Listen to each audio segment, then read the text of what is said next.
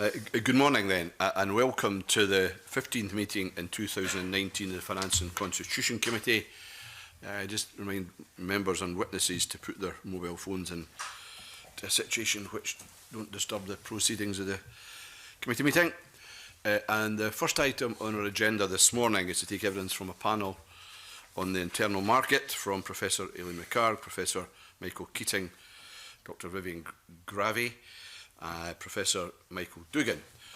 Warmly welcome our witnesses to the meeting, and thank you for providing us with written submissions. I think it was very, very helpful, which means I don't think we need to go into any opening statements because we've got something prepared from you already. So if I could just kick off with a very general question.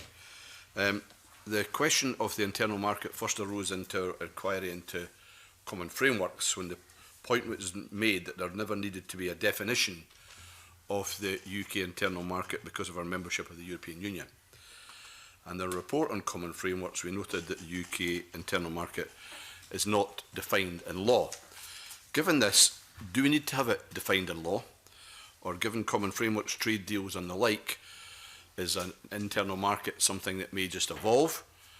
And what might be the impact of having no internal market clearly defined? For example, would it make it harder or easier for the UK and devolved governments to challenge each other over the perceived unfair use of economic policies to support local business conditions? Or I know others who are interested in state aid issues later. So there's a very general but probably quite an interesting question to begin with. So who'd like to kick off? Aileen. Thank you.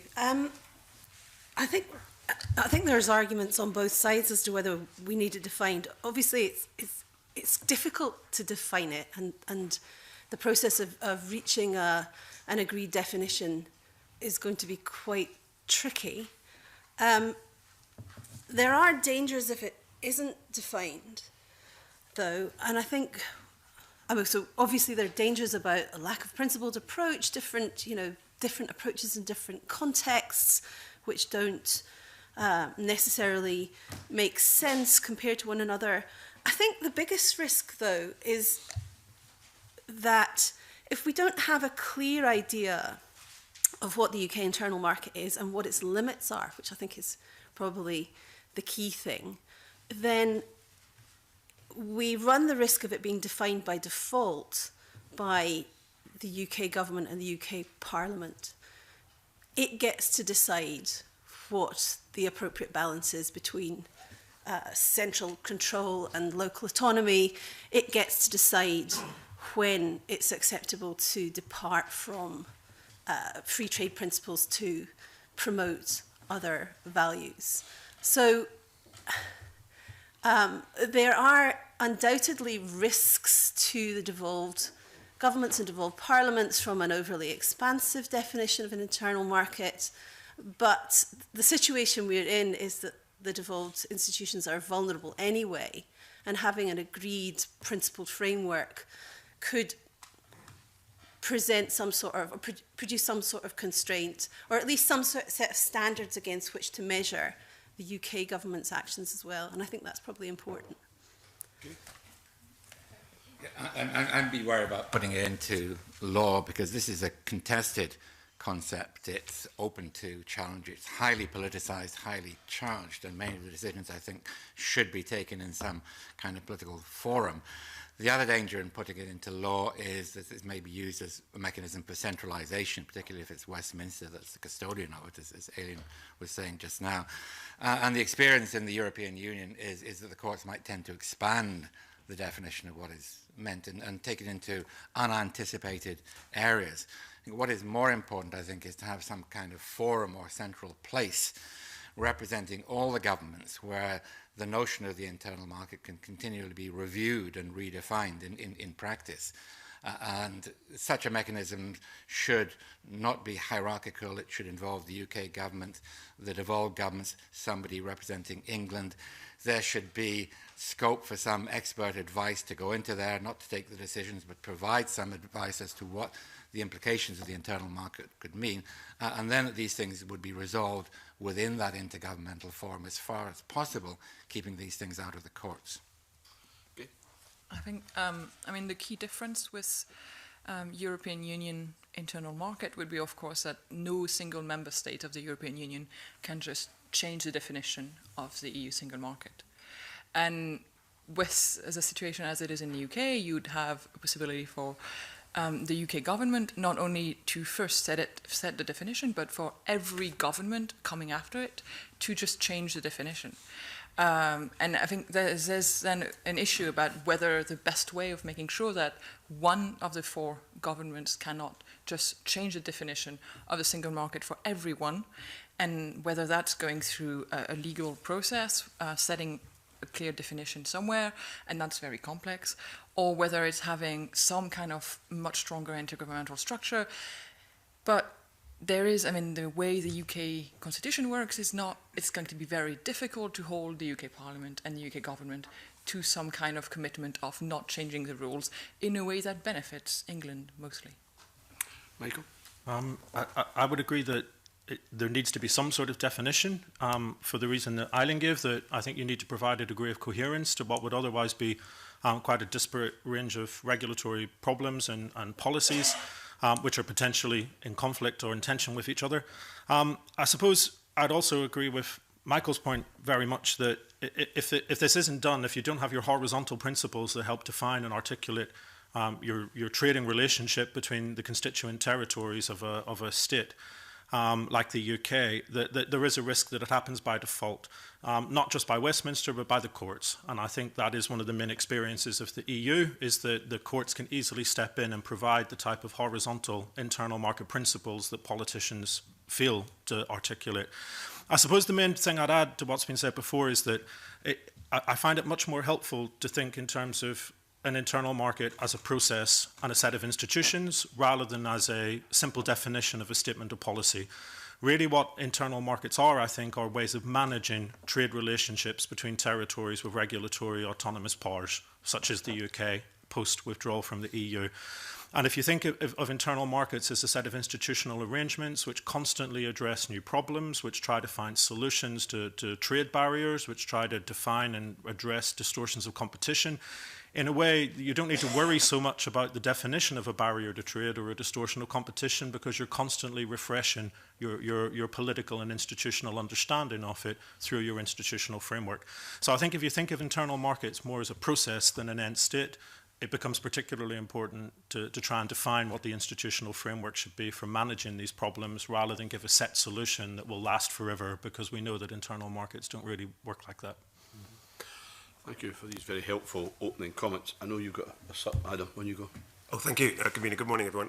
I just want to, right at the very beginning, to address this question head on, that actually Professor Dougan was just talking about in his very helpful remarks there about keeping the courts out of it, which is something that Professor Keating said. I didn't interpret what Aileen McHarg said in quite the same way as I think you did, Michael, in that Aileen said the danger is if we don't define this, it'll happen by default. And if it happens by default, it will happen in courts. Is that right? No. No, I said the opposite. The danger is if we don't define it, it will happen by default, as Viviane said, by UK government, UK Parliament decisions on an ad hoc basis changing over time, because there's no way to constrain them. There's no way of legally constraining them, but some sort of statement of principle at least gives you a reference point at which to say, well, you know, please justify that decision in accordance with this set of principles, or an institutional framework which allows decisions to be argued out. So no. So the question I wanted to, that's very helpful, thank you. The question I wanted to ask was this: is it either possible or desirable to keep the courts out of this? You know, when we look at the EU, as Professor Dougan says in his written submission to us, you know, we've got something like 6,500 legal instruments on the EU internal market, and yet some of its most important rules were written in judgments, not in legislation at all. And he cites the famous example of the Cassis de Dijon decision in the late 1970s. If we look at both Canada and the United States, a huge amount of the federalism case law in both Canada and the United States is about the Commerce Clause, about economic regulation, about their internal markets. So, is it even possible to keep the courts out of this? If it is possible to keep the courts out of this, why would you think that that was desirable? Well, one reason for that is the asymmetrical nature of our constitution, because if we were to have the courts in it, the courts would presumably have to be able to strike down English provisions as well as Scottish, Welsh and Irish provisions, and that's simply not going to happen. I mean, that would be a federal system, and that might be desirable, but it's not going to happen. So there's an asymmetry there. But also the fact that it's the court that has made a lot of the running, as you say, in the European internal market has been subject to a lot of criticism. And maybe this is precisely because something had to be done to create an internal market. And that's why you had qualified majority voting, you had a role for the court, because to overcome all these veto points with 27 countries, here it's more a question of preserving an internal market that already exists. And so you wouldn't need that kind of degree of initiative and momentum to create an internal market. So I suspect that the number of issues that would arise in the UK will be much fewer than they would in the European Union, and therefore will be able to be manageable through a political process. And just generally in keeping with the way that devolution has been handled, I think there's been a general consensus that it's been fortunate that we've kept a lot of this out of the courts, that matters that are political have been resolved through the political process rather than having excessive recourse to the courts. You mentioned Canada. I could add the case of Spain and Italy, where the courts have been overburdened with jurisdictional disputes, and thankfully in the UK we've managed to avoid a lot of that. Michael? I'll take a slightly different perspective from Michael, actually, on this question. I mean, I think to say that the EU internal market had to be created and the court played a role in it is true. To say that the UK internal market is already quite well established is also true, but I'll come back to what I said before. Internal markets aren't about a destination, they're about the constant process of managing relationships between territories. And from that point of view, it doesn't matter whether the EU's internal market had to be created over 40 years or whether the UK's internal market is a particular starting point. From the very moment of withdrawal from the EU, the UK internal market will face identical problems to the EU internal market, which will need to have some sort of response. And I think the main question is that response going to be provided primarily by politicians and legislatures who've consciously set out to think about its design and its coordination, or will it be effectively done by courts because nobody else has really provided an answer? And I think the Cassis de Dijon judgment is worth mentioning in a little bit more detail here. You know, the day before the judgment in Cassis de Dijon, the rule was across Europe that if you made a good or provided a service within your own territory, you couldn't automatically assume that you could just sell it or provide it in any other territory without meeting its own regulatory standards. So the markets were highly compartmentalized. The day after the judgment in Cassis de Dijon, if you made a good or a service in your territory, you could sell it anywhere across Europe, provide it anywhere across Europe, and the burden was suddenly upon the host country to demonstrate that its rules were actually needed in the public interest and could be justified.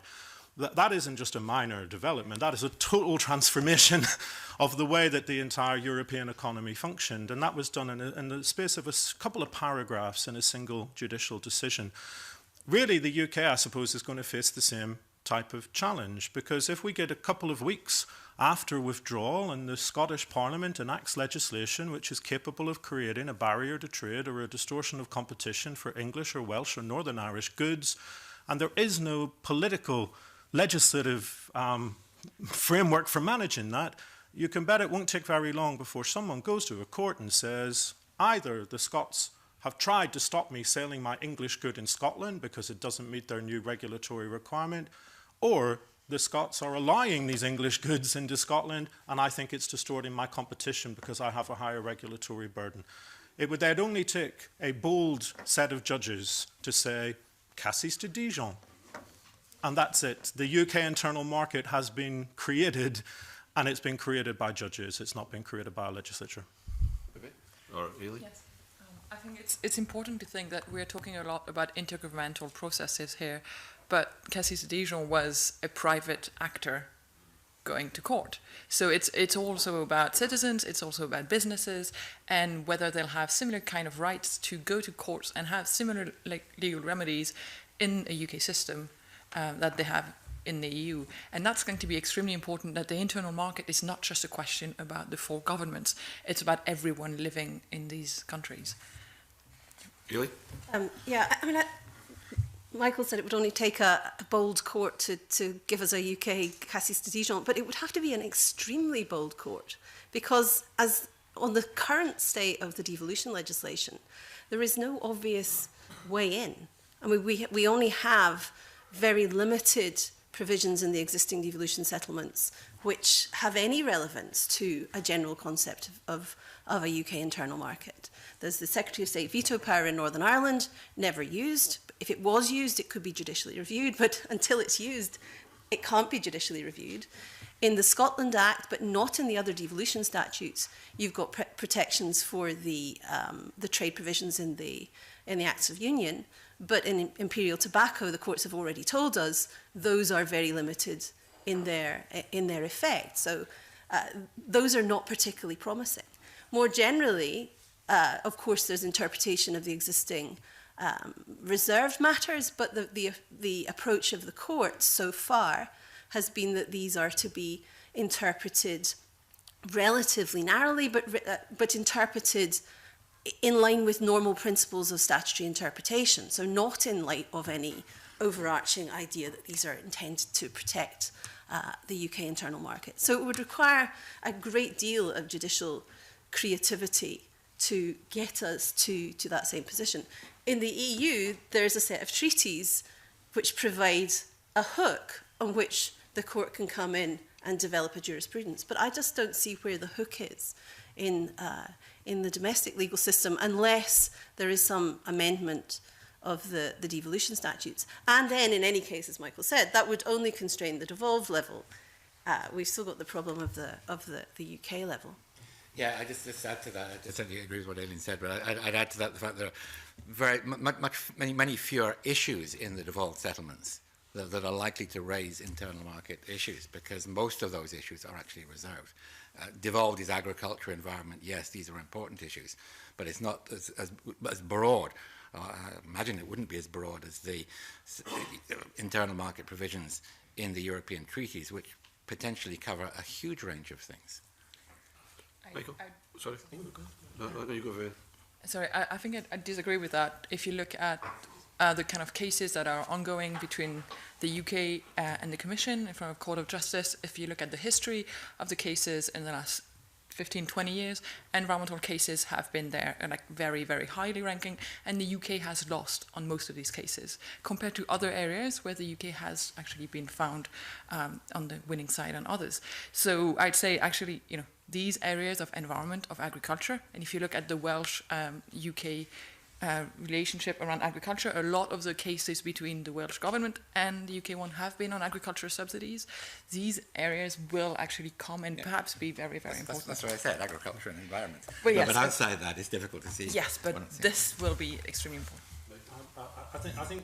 I don't disagree at all with what Aileen said, in the sense that if you focus on institutions, if you focus on the devolution settlement, then it's very difficult to see the hook for where a court could develop a default system of internal market rules.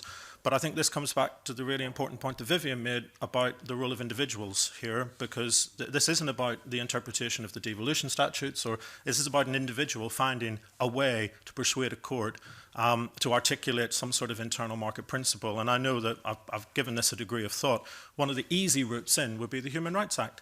All you need to do is say, I have a freedom of property and a freedom to trade and a freedom to run a business, and the Scottish government and the Scottish Parliament are inhibiting that freedom, me as an English trader, by refusing to allow me to sell my good within Scotland because it doesn't meet their local regulatory requirements. That's enough of a hook for a court which is minded to do so to create a Cassis de Dijon, because all they have to do is say, prima facie, Scotland has infringed your right as an English trader to run a business, make a profit, your freedom of property. Now we have to consider how that can be justified, how it can be reasoned through from a legal point of view, and then you have your cassis de Dijon. So I think the hooks exist. They're just waiting to be exploited. I think the real question is, do we set a line which says that these issues have been thought about and designed politically, which is basically saying to the courts, you now follow what we have decided as legislatures, or do we not provide any solutions, and we continue talking about these things for many years, and in the meantime, individuals and businesses will push the courts to provide an answer. And I think that's, again, one of the key points. There has to be an answer to this problem. The day will come, and it might be a few weeks, it might be a few months, when Scotland decides to exercise its devolved powers in a way that creates a barrier to trade or a distortion of competition for an English manufacturer service provider. And you can bet that from the moment that happens, that English service provider or manufacturer of goods will say, where is my hook to find an answer to this question? And if the legislatures haven't provided an answer, they'll want the courts to do that. And it might well be that the court's answer is to say, well, we won't have any cassis de Dijon. But that in itself is a really important decision, because that's basically a decision to compartmentalise the UK markets as between each other. There is no right to trade, in effect, within the UK. So whether you have a cassis de Dijon or whether you don't is equally important, because one says we'll have an expansive UK internal market, the other says we'll have quite a restricted and compartmentalised internal market. But they're still equally valid answers. Well, that is a truly fascinating beginning to this discussion, genuinely. And let's try and bore down into some of this a bit more. Willie, I think you wanted... Thanks, Bruce. I was hoping to just take you back a little step, if you don't mind, colleagues, from the dispute resolution discussion there, just slightly back a wee bit. What kind of processes should there be in place to enable somebody of people or otherwise to establish what an internal market in the UK should look like, so that we don't get it defined by default, so we don't get it imposed upon us by the UK Parliament? What should it be? Professor Keating, in your paper you talk about a Council of the UK working in similar lines to the Council of the EU. What kind of systems and measures and institutions or bodies or otherwise can you envisage being brought about to begin with to avoid these situations, and do you see any progress towards that?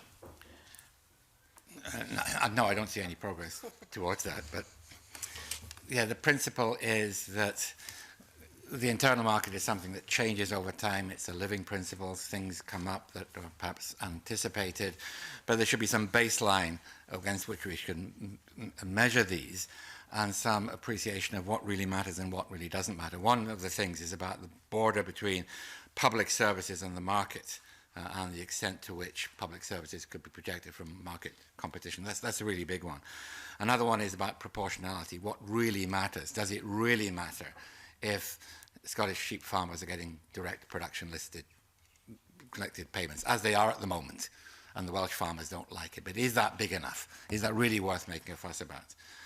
So working through those kinds of issues, laying down these baseline principles, and then when something does come up, because as Michael said, something can come up in a court, can come up anywhere, going to that body, which would represent the governments, the four nations plus the UK, to try and find some political resolution of it, assisted by people working through the principles, assisted by advice from business, civil society, whatever, to try and find a solution before things get to the courts. And again, I think if you put this into law without properly defining it, you're just inviting people to continually come up and make cases. And a lot of that has happened within the European Union. So I think it's better to start off with these basic principles and then have a place where they can be applied in individual cases rather than setting up a rigid legal framework in advance. And what they're doing at the moment, I should say, we've got sectoral frameworks being negotiated, we've got discussions going on about the internal market, we've got sectoral bills in agriculture and environment and so on, we've got competition policy coming on, and then we've got the trade bill and trade policy, and all these seem to be separate processes at the moment before we've even got to the point of Brexit, without any consistent principles across them, and that I find quite troubling. Yeah. Okay, thanks. What worries me about entrusting this to an intergovernmental process, which is, of course, is crucial. So if we're talking about UK-wide principles, there has to be buy-in from all levels of government. So that's important. But something that is purely an intergovernmental process risks, history tells us, risks being a very untransparent process. And this is really important. You know, the kinds of decisions you make about the internal market principles that are to be applied really matter. They have significant implications for the ability of parliaments and governments to make decisions, to pursue their policy objectives, and that can have an impact through time. So I think there is a real danger of a stitch up, which nobody has had any opportunity to comment on. The advantage of a legislative approach is that at least it does at some point come into a public forum where there is an obligation to justify decisions that are made. There's an opportunity to amend. Now, the end point of that might be problematic in terms of what you get, but the process is, at least to some extent, a more transparent one. So I would like to see whatever process is adopted be one that is subject to proper consultation, proper scrutiny, perhaps some form of parliamentary confirmation in this Parliament and the UK Parliament and the other devolved legislatures, and not simply, well, we've had a JMC and here's a set of principles that we produced. Just to add to that, I think when we talk about learning from the experience of the European Union and having some kind of Council of Ministers, we keep on forgetting that legislation decisions in the EU are not made by the Council of Ministers. They're made jointly by the Council of Ministers and the European Parliament. Most of these rules will be, and we keep on not talking about the role of parliaments in any kind of future discussion around the internal market. Now, there's different ways of doing it. You could say, okay, it will be mostly intergovernmental, but let's see, for example, what the Danish Parliament does for when the Danish government goes to Brussels. A minister has to go in front of Parliament, say, these are my objectives. Do you agree? Do we have a vote? Do we have a support from the legislature? And then you go and have your intergovernmental discussion. You could have, as well, an inter-parliamentary forum that would sit alongside any kind of intergovernmental forum and have that discussion. Or you could have, if you have an intergovernmental political agreement, then pass legislation in all the 4 legislatures. Right now, what we're seeing with the UK-Welsh agreement, we're talking about something decided by governments, government to government, and the Welsh Assembly getting 40 days to consent. 40 days is, you may be extremely quick in setting up, inquiries and getting input from civil society and all that, but it's very short in terms of weighing the pros and cons, and that means you basically trust the governments to have done all of that consultation work correctly. And you really limit your work as a parliament, because these internal market principles will constrain the action of all the 4 parliaments in this country. So I think it's very important to not just think in terms of, is it the court, is it the ministers, it's where are the parliaments in all of this? Michael? I agree with everything that's been said. I'll just add a couple of other points. I think it's probably worth recognising that the challenges that we're talking about now are not new challenges. They're challenges which other countries all over the world have had to tackle with before. And in a way, the challenge is the same in each case. It's hard to find institutions which are independent and impartial of the constituent territories that are going to be subject to this internal market. And that does cover legislation, it covers executive action, and it covers the courts. We should, of course, be aware that the courts have a very legitimate role to play in any internal market. The legislation needs to be interpreted, it needs to be enforced. The question is what scope they'll have. So I think the challenge is always the same. How do you create independent and impartial institutions that will help manage and administer your internal market for the benefit of its constituent territories? I think in the UK context, there are at least 2 real challenges to creating that independent and impartial governance system. One is constitutional and one is much more empirical. I think the constitutional problem is one that's been mentioned several times before: parliamentary sovereignty of Westminster and the lack of any distinct English Parliament separate from the Westminster Parliament. That means inherently the sort of on the legislative side of this internal market, there is never going to be independent and impartial in a way that would be recognised, for example, in the EU. So I think that's a real constitutional challenge that has to be grappled with and worked around. The empirical challenge, though, is just as important, and it's the simple fact, which in an internal market really matters, that the size of the English economy is vast compared to the size of the Scottish or the Welsh or the Northern Irish economies. And that does matter. It matters because it means that what England decides to do, for example, in regulatory terms, could empirically have an incredible effect on the regulatory choices of the other territories. For example, if you do have a cassis de Dijon, which basically says you make your goods somewhere lawfully in the UK, you can sell them lawfully everywhere in the UK. That basically means that it's very difficult for Scotland, say, to have highly divergent regulatory standards from England, because production will just happen in England and the goods will flood into Scotland and there's nothing you can do about it. So I think empirically this really, really matters as well. But those are the two, I think, quite difficult challenges we have to get to grips with. The constitutional challenge of parliamentary sovereignty, but the empirical challenge of the size of England and its economy.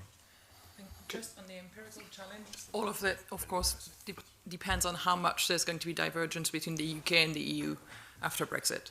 Because if via backstop or for any kind of logical, economical reason, UK regulations remain very similar to EU regulations, then you won't have that kind of pressure. What matters will be, of course, that you'll have the much bigger EU economy compared to the much smaller UK economy. You have similar kind of it's the same thing. similar things, but at different level. Yeah. Can I ask, just to bore down in this even a bit more, and use an example that may or may not become a live example in the future. Report in the media this morning on minimum pricing and alcohol sales in Scotland at their lowest levels since records began. Now, that might or might not be to do with minimum pricing, but there's some evidence to suggest it might be. So I'm a English strong cider maker, and that's one of the areas where obviously minimum pricing's had the biggest impact. In future, if we don't have some sort of rules written down and the courts have to decide upon this, does that begin to raise the prospect that some English strong cider maker decides to take the Scottish Government to court because of a process and procedure it's brought into being that's prohibiting sales? If that's really where we are, that's quite challenging and interesting at the same time. Exactly the type of situation that we're talking about. The example I've been using in my head and sometimes to illustrate it outside my head is single-use plastics. Now, I'm going to admit immediately that I'm not very au fait with the detail of the UK Constitution and the devolution settlement, so this is a purely hypothetical example, but if we accept that it's within the devolved competence of Scotland, if we accept there's no common framework on this, if we accept that this is just a situation where you have a regulatory autonomy for Scotland, which is capable of diverging from the regulatory standards in the rest of the UK.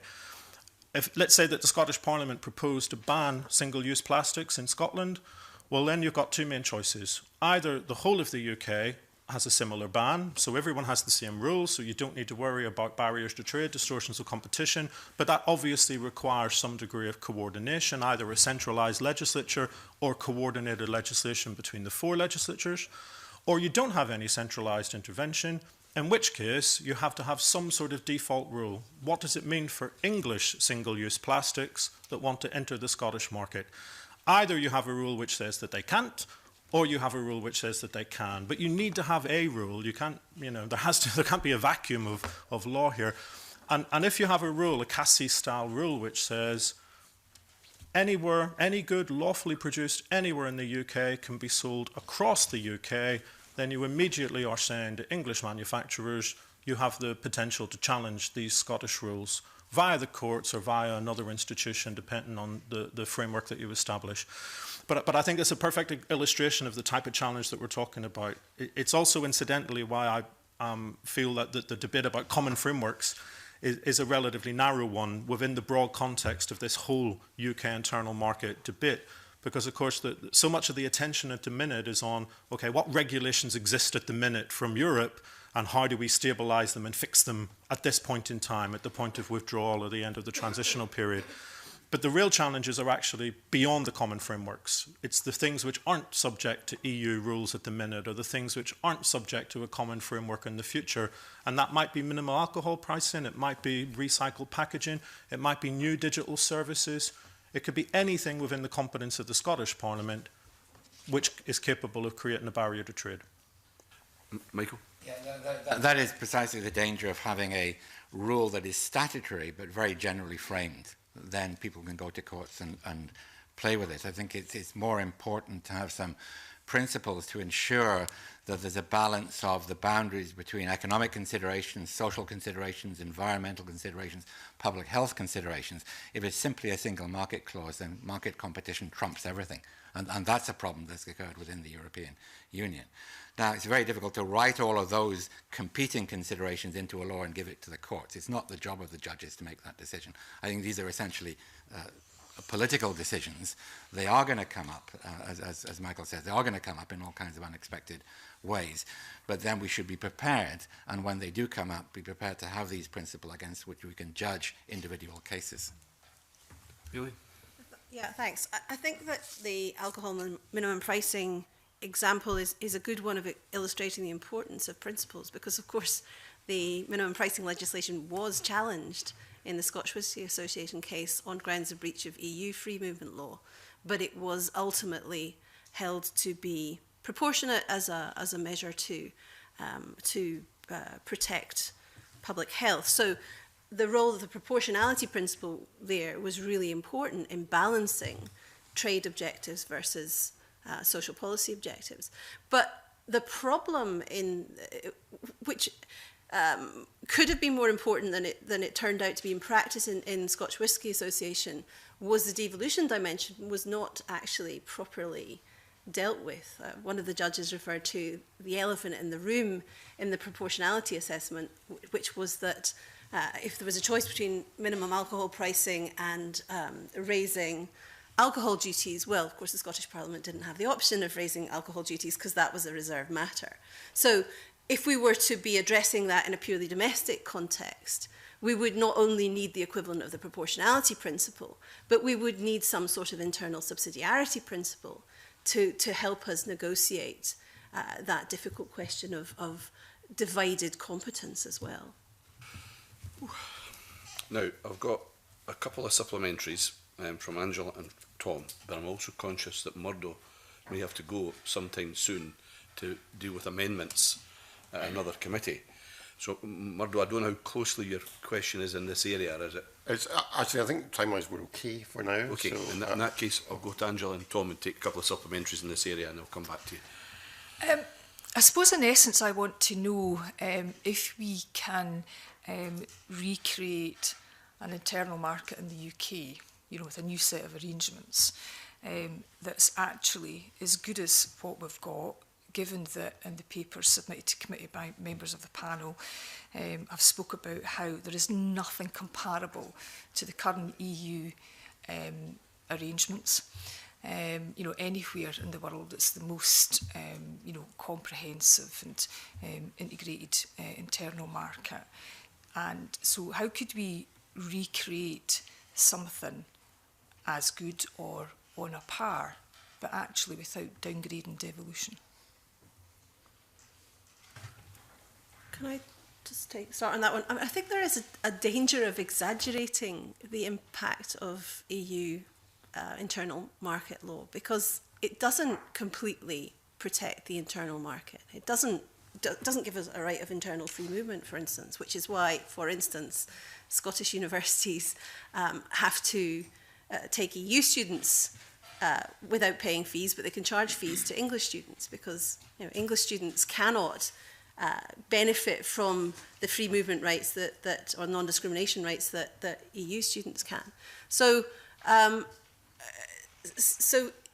EU internal market law does the job well enough for us to not have had to talk about this before. but it doesn't do the job perfectly. And if you were starting from scratch in terms of protecting a UK internal market, you wouldn't simply adopt EU law. You would have to do something different that actually addressed the conditions of our internal market and the rights of citizens within the UK to move freely. Okay, we don't exactly have a right to do that, it's just we haven't really tried to stop people doing it, which is a different thing. Viviane? I would go back to what Michael was saying. I think it is much more about having institutions and processes where you have trust between the parties and where they're all working towards a similar goal. And I think, you know, what we're seeing right now is a process where everything is happening in parallel and there's no discussion between the different bits, apparently. Discussion on common framework, discussion on the agriculture bill, discussion on JMC. And you can see all of these different elements have different interpretation of the powers for the devolved administrations. Now, that's not a very good basis for a discussion because, of course, then, you know, depending on who you speak, you're going to get way more powers or actually you're going to get less powers.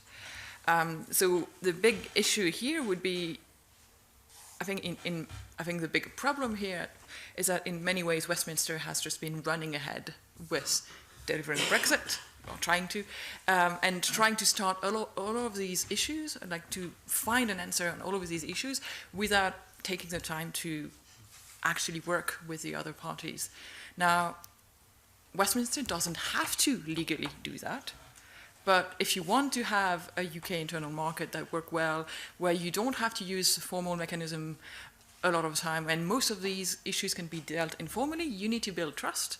And we've seen that trust has been eroded, and the best way to build trust again is for Westminster and the UK government to hold back and to not use all the power it has, and to say, you know, we're going to be partners on this.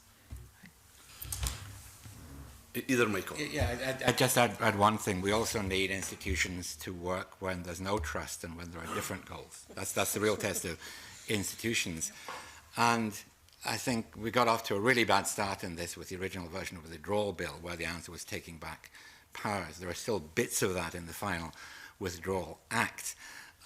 I suspect that's never going to be used. So why leave it there in the first place? Why is this fallback that the answer, if all else fails, take powers back to Westminster? Recognise that the division of competences may not be perfect, but it's something that was agreed on in a political process on 3 occasions, 3 different acts, and therefore that the different levels of government have their own powers. They own those powers. They're theirs, and that therefore any process for negotiation must be amongst equals.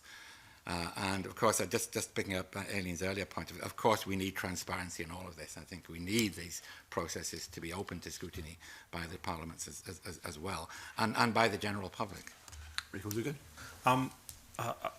I'll come back to something I said before, but I think is particularly important in answering your question.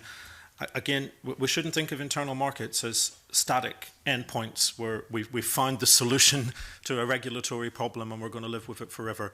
They are about managing constant relations and facing new challenges and updating the solutions that we thought we'd found 5 or 10 years ago, but which are no longer appropriate because science and technology and consumer behaviours have changed.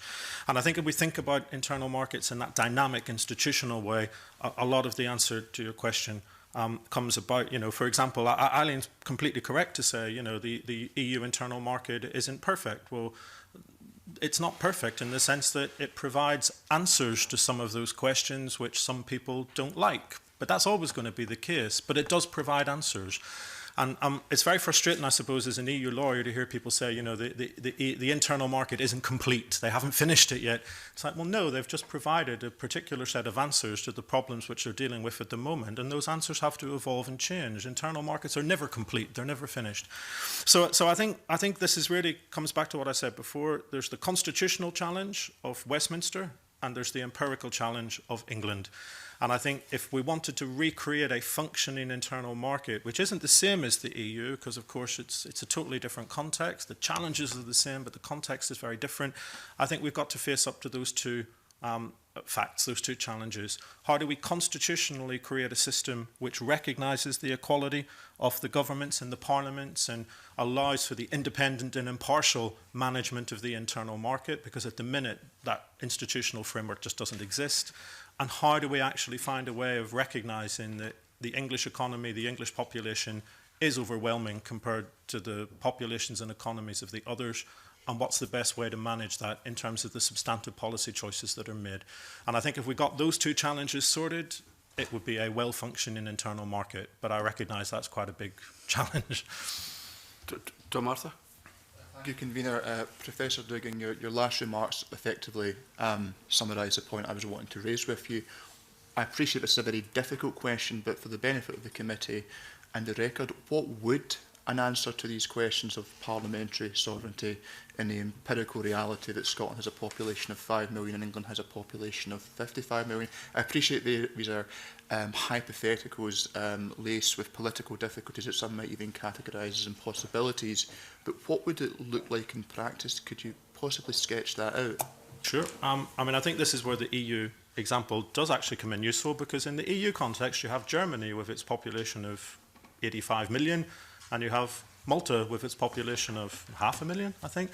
So the EU is very familiar with these vast discrepancies of population and economy. This is where the Council plays such an important role, because, of course, population is relevant in the Council to many decisions, but there are also things where population is simply irrelevant. So when it comes to fundamental treaty change, when it comes to designing the rules of the system, all member states are equal and all have an equal voice, and none can outvote the others. When it comes to particularly sensitive policy areas such as taxation, all member states are equal and none of them can outvote the others. So I think you can imagine a system where all four of the UK governments and legislatures are treated on an equal basis when it comes to the fundamentals of how the internal market is managed, but also population is relevant to certain other types of decisions. But that does require a total rethinking of the UK constitutional framework. So I think that's probably the challenge that we're talking about. The gap between what your aspiration might be for independent and impartial governance structures meets the reality of parliamentary sovereignty in Westminster and the lack of a distinct English Parliament. And I think with those two things, we can either say we need to work around them, in which case it's probably much more about building collaborative fora in which the parliaments agree that they're to be treated as equal. The governments agree that they will have an equal voice, even though constitutionally we know that's simply not true. Or we have to fundamentally reimagine the UK constitution. Maybe it's one of those moments of genuine national crisis where fundamentally rethinking the UK constitution is possible, but it is a fundamental rethinking of the UK constitution. Or supplementary, very, very short. Tom, because there were subs, so can I let the others want to also answer your question? Oh, I mean, I think I'm really appreciating that we are talking about bringing the Cassis de Dijon and now the Luxembourg Compromise. I mean, as someone who studied EU law and politics, it's fascinating. Of course, we have to think of the Commission as well. If we're talking about, then you have, one commissioner for each member state, and it is a Commission that proposes policy for the whole EU interest, common interest. And I think that's where we have the tensions, that we do not have a body in the UK that would be able to propose common frameworks for the whole UK interest, because the whole UK interest is assumed to be represented by the UK government, not by a representative of England, Wales, Scotland and Northern Ireland. So that's also one of the missing points. Yeah, I think this business of parliamentary sovereignty, of course, is never going to be resolved, but I think we can get around it. And my interpretation of parliamentary sovereignty, I'm sceptical of it, but let's just accept that it exists. It is a principle. It doesn't mean that Westminster always has to have supremacy over everything. You can have a federal understanding of the UK constitution in which the legislative convention is seen as part of the constitution, and that doesn't resolve all these problems, but it changes the bargaining dynamics of it all, so that Westminster can't just always, at the last resort, overcome the objections of the devolves. Aileen, you want to make any point? Just to point out that whilst federalism, whether legally or conventionally entrenched, is of course a theoretical answer. We have to bear in mind that there is no federation anywhere which has such an imbalance between its federal units. I mean, Germany is very, very much larger than Malta. California is very, very much larger than Maryland, but neither of these cases do they account for 84% of the population of the whole. And that really changes the balance of the arguments in terms of, you know, when it is acceptable to have equal status in decision-making versus population-based decision-making, because there is a genuine question about democratic fairness in terms of allowing 84% of the population to be outvoted by 16%. No, I'm conscious that both, I think Angela and Tom both had further things they wanted to ask there. Can I come back to you later if you still want to do that? But I need to let others come in. Murdo. Yes, thanks, Convener. I mean, to an extent, the question we had from Angela and then Tom went into the territory I was interested in pursuing. But I was particularly interested in looking at the parallels between the EU single market and its institutions and the UK internal market. And you make a comment in your submission, Michael Keating, about the contrasts between the two different models. So, you know, the EU single market has been created by treaty. It's sovereign countries coming together, creating something new. The UK internal market is quite different. It's something that existed before. Now, parts of it have been devolved, so power has been passed down by the centre. So I'm wondering, in that context, how much really can we learn from the creation of the EU single market, and how much of that is transferable into the situation that we have in relation to the UK? Well, I've argued that it's very difficult simply to download the UK internal market system into the UK devolution settlement, because we just don't have the institutions, and as you say, the history is very different. What we can learn from it is something about what an internal market means, its flexibility, the fact that it can extend in unexpected directions. We can learn about the advantages and disadvantages of having a strong role for the courts in that, which is much stronger than the role of the courts in the internal devolution settlement in the UK. In fact, the courts mostly interfere in the internal settlement of the UK through European law rather than through other kinds of law. And the principle of subsidiarity and proportionality, I think, is important. It's difficult to put that in law, but it's a working principle that really is quite important. They've tried to put it in EU law, but it's a slippery idea, but it's built into the political process. And the idea that there is horizontal cooperation there, that there's no element of hierarchy. There's a hierarchy of laws, but there's no hierarchy in decision-making there through the Council. We can't reproduce something that looks exactly like the Council of the European Union. It would be futile. But the principle, the notion that policy is jointly made, I think these are things that we can learn from. And we can also learn from some of the downsides of the European system as well. The problem of transparency, the problem of accountability, the excessive judicialization of some kinds of things, the role of private actors to intervene in the process that may have its advantages, may have its disadvantages. That's what I'm interested in learning. But we can't simply transfer that system. And that's why right at the beginning, I was rather critical of the use of this term of internal market, single market, from the European context, as though it would be the same thing. And we can also learn that the internal market, we've all said this at one point or another, is a very flexible living concept. There's no such thing as a perfect internal market.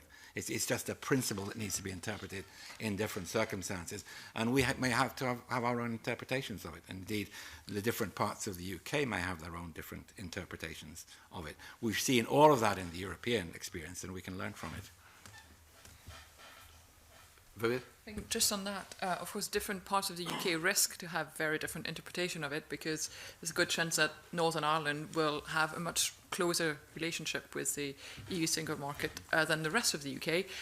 And if under the next Conservative government, the unilateral promises that have been made by this government to Northern Ireland, that basically if Northern Ireland has to change its rules to adapt to new EU rules, the UK government will make sure that the rest of that GB follows, then, you know, this is going to come into play as well. And so you could end up actually through the backstop, through Northern Ireland, basically following on a huge, quite large range of EU rules, basically still the EU single market.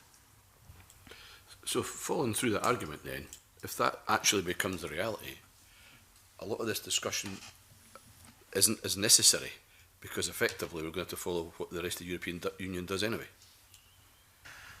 I think it would be nice if you think of, you know, Brexit about taking back control, that you do not end up having the UK single market just defined by the EU. So it would be nice, you know, to do some kind of homegrown work on this, and because of course UK actors will not have access to the same kind of EU remedies most likely, and so you will need some domestic rules and domestic ways of dealing with it, even if you're under that influence. Sorry, does anybody else want to respond to Murdo's initial question? Could I just follow up on the point about sort of will this all be a theoretical discussion in the end? I think even if we see the Northern Irish backstop come into effect, and even if Northern Ireland remains dynamically aligned with evolving EU legislation, and the UK government and Parliament were to make the decision that the rest of the UK would do the same, that's still only a relatively small part of the overall single market. Really, it's a relatively small part, and certainly a small part of the economy. I think the only way in which this would become a genuinely more theoretical discussion is if we were to follow, for example, a Norway-style European Economic Area agreement. If that happened, then this discussion could more or less melt away, because not very much is actually going to change in practice, other than that the UK will do what the EU says it should do without having a voice at the table, which is effectively the Norway option. But otherwise, you know, if we look at the political declaration as it stands at the moment and the level of economic ambition that the UK government and the EU have agreed in that political declaration, it falls far short of the European Economic Area model, and this will become a very live issue that has to be dealt with. So I think we should probably keep that in perspective. Sorry, Murdo, you got a supplementary? Yes, I do actually. But it's perhaps moving on slightly from what we've just been talking about, and picking up points you made earlier around the resolution of dispute. And you were suggesting the ideal solution is to find a political and/or governmental solution to this. But if we're not getting there quickly, would you foresee a large number of court cases coming to this, presumably to the Supreme Court, around the operation of the UK internal market post-Brexit?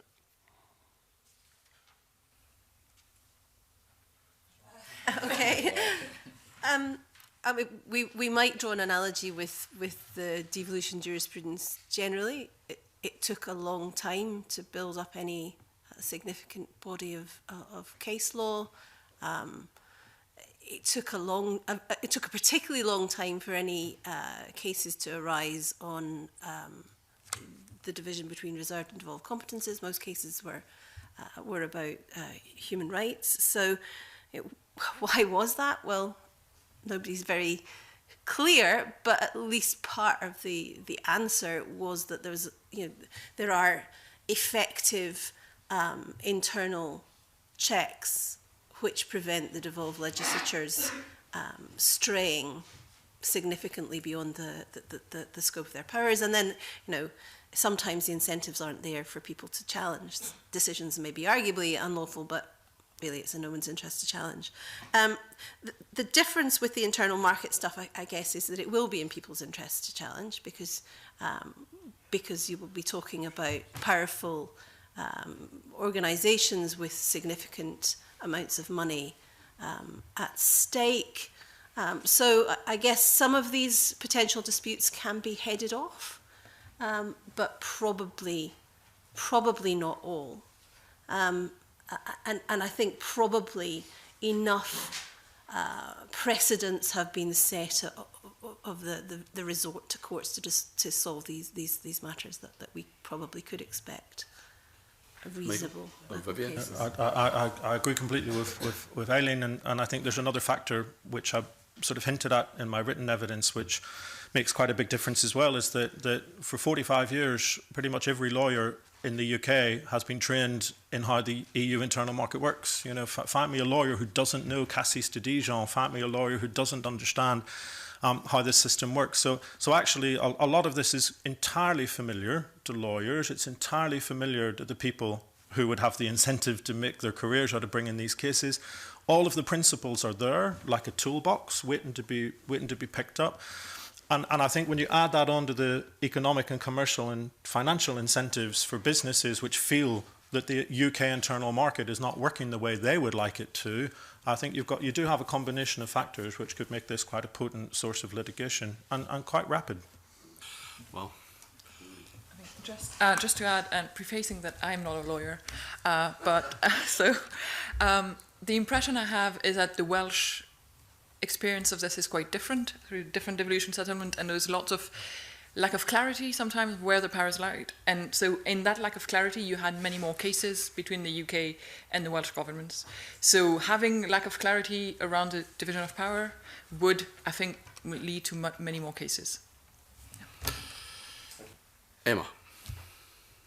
Further centralisation issues. I'm interested in the submission from Dr. Viviane that says in devolved policy areas with direct trade implications such as agriculture, ongoing legislative developments in Westminster appear to point towards greater centralisation.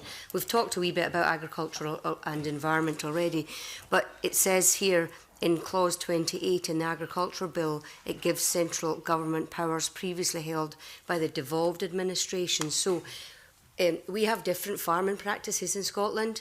85% less favoured areas. We need to do things different with our beef and our sheep. So I'm interested in how would centralisation or further centralisation impact farmers in Scotland, and what are the threats if this taking back control means agriculture will not be devolved? So in this written evidence, I refer to the work that other colleagues in the same Brexit Environment Network have done, and I'm very happy to provide supplemented written evidence on that to go into more detail. But that clause in the bill is around World Trade Organization agreement on agriculture.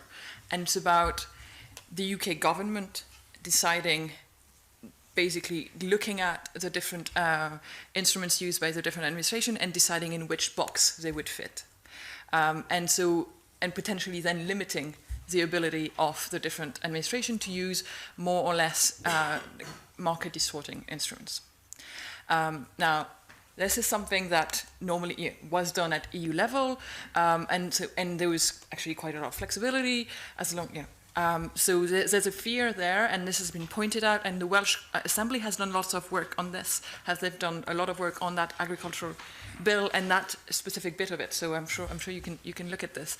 But yes, there's a key concern there, and the obvious place where you have that tension between trade and agriculture would be around GMOs, where we know that England and the UK government is the only part of the UK that has not availed of its ability to opt out of GMOs under current EU law. And you would have, of course, with the push towards any kind of trade agreement with the US, there will be a lot of American companies really, and they've clearly listed, and the Trade Department has clearly listed, they really hate the EU policy on GMOs. And of course, the UK market would be very interesting for that. So you would end up with exactly what Michael was saying. You could have, English producers growing GMOs. They would have maybe access directly to the Scottish market, or perhaps the English ones would not, but the American ones would. So you could have American GMO products having access to the Scottish market because of trade bills, and then they would have, of course, a knock-on effect on farmers. So I think lots of this discussion, and that's where I think the UK government has missed a trick, lots of these discussions around common frameworks, all that, are all about having some kind of control, local government, central government control over devolved administration. The way, for me, I think, to make this politically palatable is to give devolved government a seat at the trade negotiation table, or at least at the trade negotiation preparation table. Because we know with the EU example, it is not all the 28 member states negotiating. It is the European Commission negotiating for. But the agreement on what to get and what to negotiate for is agreed by the all 28 countries. And it would be an easy way to reassure the devolved administration to say, we will of course pursue a trade policy that works for the whole of the UK, and we will make sure it does so by involving the governments in preparing our position papers, and of course having then that discussed in Parliament, as we can see, because if you do not do that, you end up with a TTIP situation with lots of opposition and lots of fears. And yeah. Michael? Yes, on that centralisation bit, there's an important difference between the strategy of the Welsh Government and the Scottish Government with regard to this intergovernmental system, that the Welsh Government is quite happy on having joint frameworks, indeed joint policies, as long as the devolves have a say in that, whereas the Scottish Government puts more emphasis on doing their own thing. That's a philosophical difference, but it conditions an awful lot of this. And so for that reason, plus the dispute over the Withdrawal Act, the Welsh Government has bought into some of these sectoral bills, like the Agriculture Bill. The Scottish Government has not. You know, that's problematic. It means that you've not got a UK-wide system. The Northern Ireland administration isn't able to do anything because it's not working at the moment. So that's just an English and Welsh process there, with this little bit stuck in that Viviane mentioned about the WTO rules, which effectively says that the UK can control direct payments. Now, in agriculture, there's quite a lot of scope for policy divergence and pressure for policy divergence. England is, so Wales is pretty much lined up with England, quite surprisingly, but they did, on the issue of direct support for farmers, where Scotland wants to keep direct support for farmers. England and Wales have decided to phase that out. Now, that raises all kinds of internal market considerations if there are subsidies in one part of the UK and not in the other. That already exists, by the way. It's just it may become greater. And then there's the question of the balance of considerations in agriculture. In England, it's about the market. It's also about environmental considerations. In Scotland and Wales, it's about social considerations. It's about maintaining the population in fragile communities. It's about geographical balance. So the circumstances are really quite different. So we can see a lot of pressure for divergence there. Then the other big problem in agriculture, of course, is money. Because the money, we don't know what's going to happen to the money, but we do know there will be less money. It's not going to be Barnettized, but there will be an agriculture formula. But since direct support is coming down in England, that will drive down support here. So I can see a lot of controversy about agriculture. It may be a small economic sector, but it's important socially and environmentally.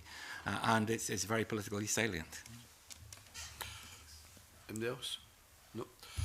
In which case, I'm going to move on to the state aid area now. And James, I'm going to let you kick this off. Sure. Thanks a lot, Convener. One of the issues of potential inconsistency is around state aid rules and the interpretation of state aid rules within the different governments within the United Kingdom. So what do you see as the issues there which could potentially arise in conflict, and how might that be resolved? When you go, Viviane? I think we're seeing, we just had this discussion before the committee.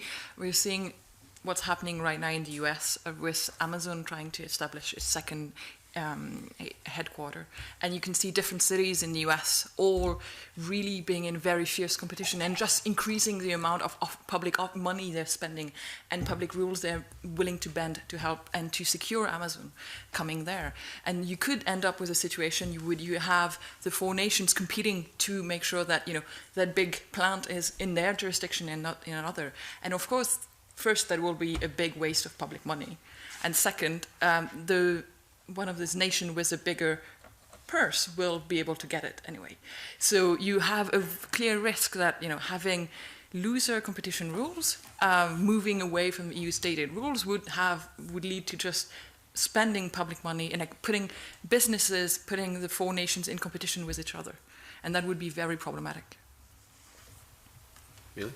Yeah, I agree with that, and I think it's inevitable that we will end up with some kind of UK state aid framework. But I think we have to be aware that the ability to spend public money is an important policy tool for the devolved administrations, and it's one which the Scottish Government in particular has used extensively to extend its policy competence beyond the strict limits of the Scotland Act. So there are very sensitive issues to be addressed there. There's also the underlying question about where does state aid currently lie in terms of the reserved devolved boundary. So I think that's. I think we will end up with some kind of UK framework, but I would expect there to be rather significant disputes and tensions. MacLeod? I think this is probably one of those areas where we probably don't have to worry quite so much, because I think in any trade agreement with the EU will insist that the UK has a state aid regime which is roughly comparable to the one which exists today. I think the main issue will probably be less the substantive rules, which I don't think will diverge very much from the existing EU substantive rules. I think the real question will be, again, coming back to the thing that we keep talking about, which institution interprets and enforces those rules, and how independent is it of any one of the four governments or legislatures which make up the UK's governance system. So my concern would not be the substance of the state aid rules, it would be the institutional question of who administers those state aid rules within the UK, and just how independent and impartial are they really. I agree with my colleagues on that, and I just point out that this then links into competition policy and what competition policy we have in the UK and how that will be regulated, the role of the Competition and Markets Authority, for example, how that will link into other regulatory agencies that we might have to deal with other things. Okay. Just to add that, of course, under the backstop, EU competition policy, EU state aid rules would still apply in Northern Ireland. So you could end up with an interesting situation there. Okay. Alex. Thank you. Points I was going to ask have already been covered. Thank you. I wonder if we could just drill down a little bit further. Perhaps this is too difficult a question, either politically or legally. I don't know. I mean, there is a live dispute, as I understand it, between the United Kingdom government and the Scottish government about where state aid fits in terms of the division between devolved and reserved competence in the Scotland Act, and perhaps indeed in other devolved statutes. What are your views? My view is that it's devolved. I mean, the reason for that is because the UK never had its own state aid regime, so it's never been part of domestic competition law. And I think the wording... It's never been part of domestic competition law? It's never been part of domestic competition law, no. Right. So, and the wording used in the Scotland Act has a technical meaning within competition law, which would not, as far as I'm aware, extend to include state aid. So if we go by the standard approach to interpretation of devolution statutes, I don't think a court would interpret it as including state aid. Okay. Anybody else?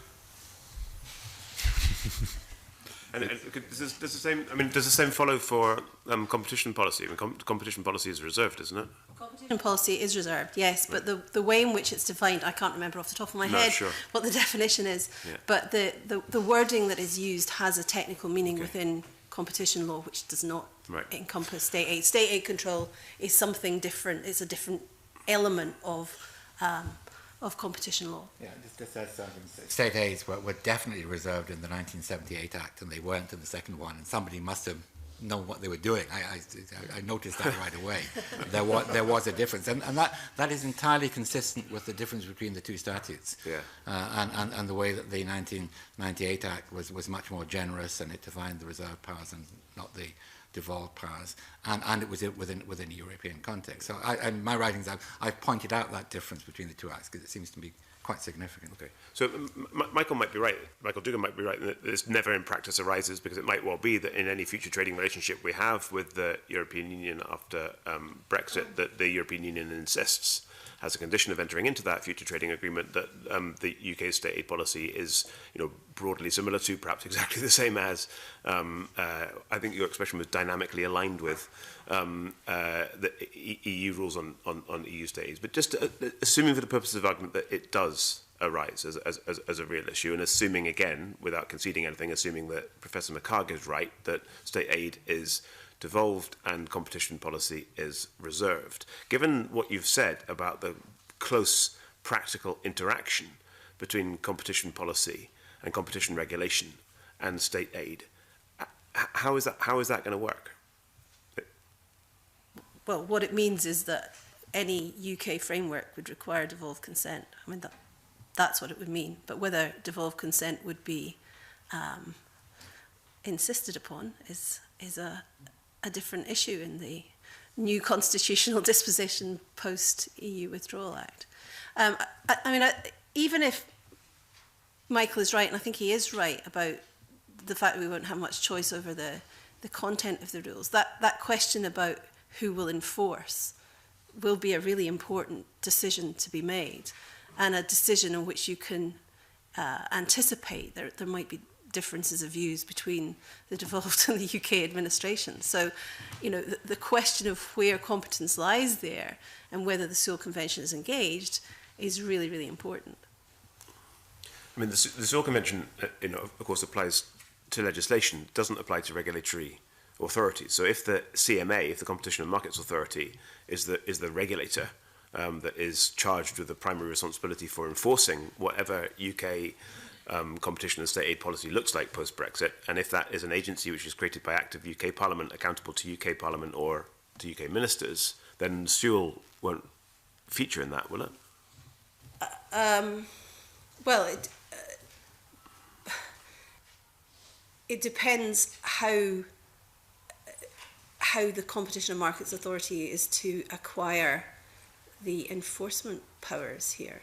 I mean, if it's done via statutory instruments under the EU Withdrawal Act, then no, Sewell will not be engaged, although there are obviously equivalent non-statutory consent principles which have been agreed and which are being applied to EU Withdrawal Act statutory instruments. But if it's done by primary legislation, then Sewell would be engaged. Yeah, but that raises a broader question about regulatory authorities in general, in the environment and so on, and how they're going to tie in with the devolution settlement. And I've seen very little about that coming from government. Okay, all right, thanks. Now, Patrick, is there anything you want to, before I go back to Tom and Angela to make sure I've allowed them to ask any of their remaining questions, is there anything you want to? I mean, I was going to touch on the issues around democratic accountability, and I think several of the witnesses have already spoken about that a little earlier. I think more in relation to the idea of a legislative model and the problems of the inability to constrain the UK government, its existence both as the UK government and as the government on what we would call devolved issues for England. But we didn't really talk about the idea of an intergovernmental model and how accountability works there. We can see right at the moment the mess that a government could get into if it makes an agreement with another government or government body and then can't get that through its own parliament.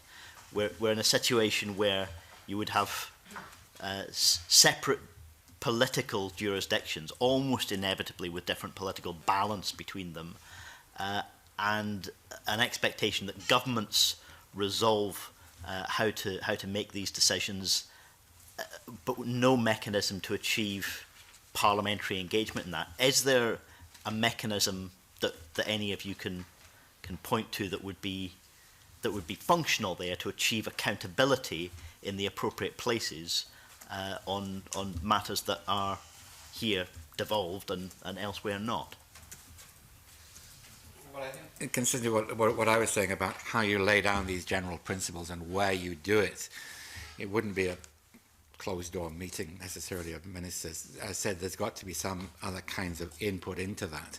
And I mentioned maybe people who are specialists in areas, a lawyer or economist or whatever, but that's not all, because stakeholders, the general public, that would have to be a political decision. These are very political decisions, the boundaries between the market and the environment and social policy and so on.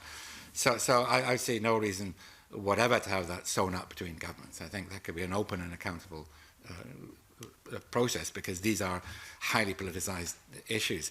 And then with working out the details of it, again, it would be up to the various parliaments to make sure that governments reported to them regularly and before, as well as after meetings, and before or after making commitments, so that parliaments got the opportunity to contribute to their understanding of what the internal market means. There being no body other than the UK Parliament, which is also the Parliament for England on devolved matters, there being no other body that can hold a UK-wide common decision-making arrangement accountable, where is the opportunity for citizens as voters to know who they are holding accountable for decisions that are being imposed through these common frameworks to implement an internal market? Viviane? I mean, that is a key issue right now around agriculture bill, around the environment. Stakeholders don't know who they're supposed to go and talk to. And it is really problematic if that were to continue. Now, to a certain extent, we need to think that, I mean, the Council of Ministers is the least transparent of the European institutions. If you think of the Parliament is much more transparent, to a certain extent, even the Commission is more transparent. But it is so much more transparent that the JMC is. Okay, we know when there's going to be meetings. It is not just one of the countries that decides when meetings are happening or not. You have part of it that is now that you can watch online. You've got lots of text coming out and not just one-page paragraphs. So these are all things that can be improved. And of course, as Michael was saying, of course, having Parliament talk to the ministers before and after would be a good way of doing it. Now, there are also other ways of doing it. You can think creatively about, you could have a political agreement on broad principles, similar to what you'd say, I guess, a European Union directive. So what we have is an agreement on the end game, but you can arrive at that objective in different ways. And then you could have Westminster legislate for England and the other parliaments legislate for the rest of the UK, as long as they were all working towards the same agreed political aim. You would not necessarily need to have always UK-wide legislation, but that would require... But if the political balance in those different jurisdictions varies, it may be democratically impossible to achieve the same outcome passing through the different legislatures. You look at the voting... there's very little voting actually happening in the Council of the European Union or the Council of Ministers. Most of that decision-making is done on a consensual basis because, it's ministers around the table and they know they're going to have to go back to their countries and explain what happened. And it's much harder to bound a country to common rules if you've been in minority too often, okay? So you need goodwill and actually taking the time to build consensus on these instead of just rushing through. And I think it is because we are rushing through a lot of this that we are not able to find consensual position. I think sorry. Cool, and Aileen, want to respond first? I'll come back to you one more time, Patrick. I'll just build a little bit on what Viviane says. I think you can think, if we accept the sort of the Westminster problem is a problem which isn't going anywhere short of a constitutional revolution, what we're really talking about is creating a buffer between what the constitutional theory is and how this system might actually work in practice and how to make it more collaborative, a system of equals and so on. But having said that, there are different things that we can learn from the EU experience about how you increase the scope for democratic accountability and legitimacy. Viviane mentioned before the system of mandates, which is used in certain member states, whereby the government representative has to have a parliamentary mandate in order to agree to something in advance, whatever collective body is making these decisions. We also have in the EU context the yellow card system, which could easily be an orange card or a red card, whereby national parliaments are able to flag up serious issues and objections, which then have to be taken into account by whichever centralised decision body is involved. And I think what Viviane mentioned as well is very important and worth elaborating a little bit on. Remember that there's no inherent reason why an internal market needs to be highly centralised. It's completely agnostic about what methods you use to manage the market. It's the methods that count, not the end result. And so in the EU context, we have various sectors where the EU does adopt purely outline principles, which the member states then go ahead and implement in whatever way they see fit within their own territories. You have minimum harmonisation only, whereby everyone agrees a certain level playing field standard, but each territory is completely free to go beyond that as it wishes. We have systems of derogations, where you say, well, you can specially have exemptions from these rules. These are all things which are up for negotiation.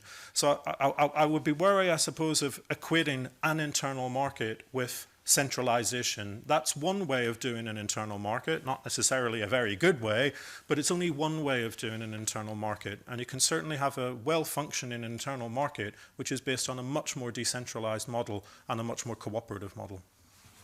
Really? Do you want to? Yeah, just to point out that despite the disagreements over the EU Withdrawal Act, actually discussions over common frameworks are proceeding rather well, rather consensually, without any need for resort to the statutory mechanisms. Now, it may be that we haven't got to the bits at which consensus breaks down, but nevertheless, consensus is taking us a long way, even in this rather fraught political situation. So these kind of issues about political divergence, don't have to become sticking points. It is quite possible for people to accept the legitimacy of divergence in the creation of the common frameworks. I suppose that comes to the last thing I wanted to ask. Professor McHarg's comments there sounded more optimistic than I was expecting, to be honest, because we're all very grateful for the work that you put in to advise us and to give us briefings on this. The way I feel is that we've been going around the houses on this quite a lot, and it's clear that significant constitutional innovation is required, but I don't see any evidence that the UK is ready for significant constitutional innovation. And we're now nearly 3 months out of the original leaving date. It is completely implausible, surely, that significant constitutional innovation will cut through these problems by October. I see a lot of people agreeing with you, Patrick. If only they'd thought about these things beforehand. If only. I'd say there's quite a few Tory MPs talking about abolishing the House of Lords. So, you do have appetite for constitutional revolution. And the whole concept of the Westminster Parliament being sovereign was put at a real challenge during the process as well. But anyway, Angela, did you have anything else, Romina, you wanted to come back to? Yeah, just briefly, whatever we do about the internal market, I wondered if the panel thought that constitutional change is inevitable.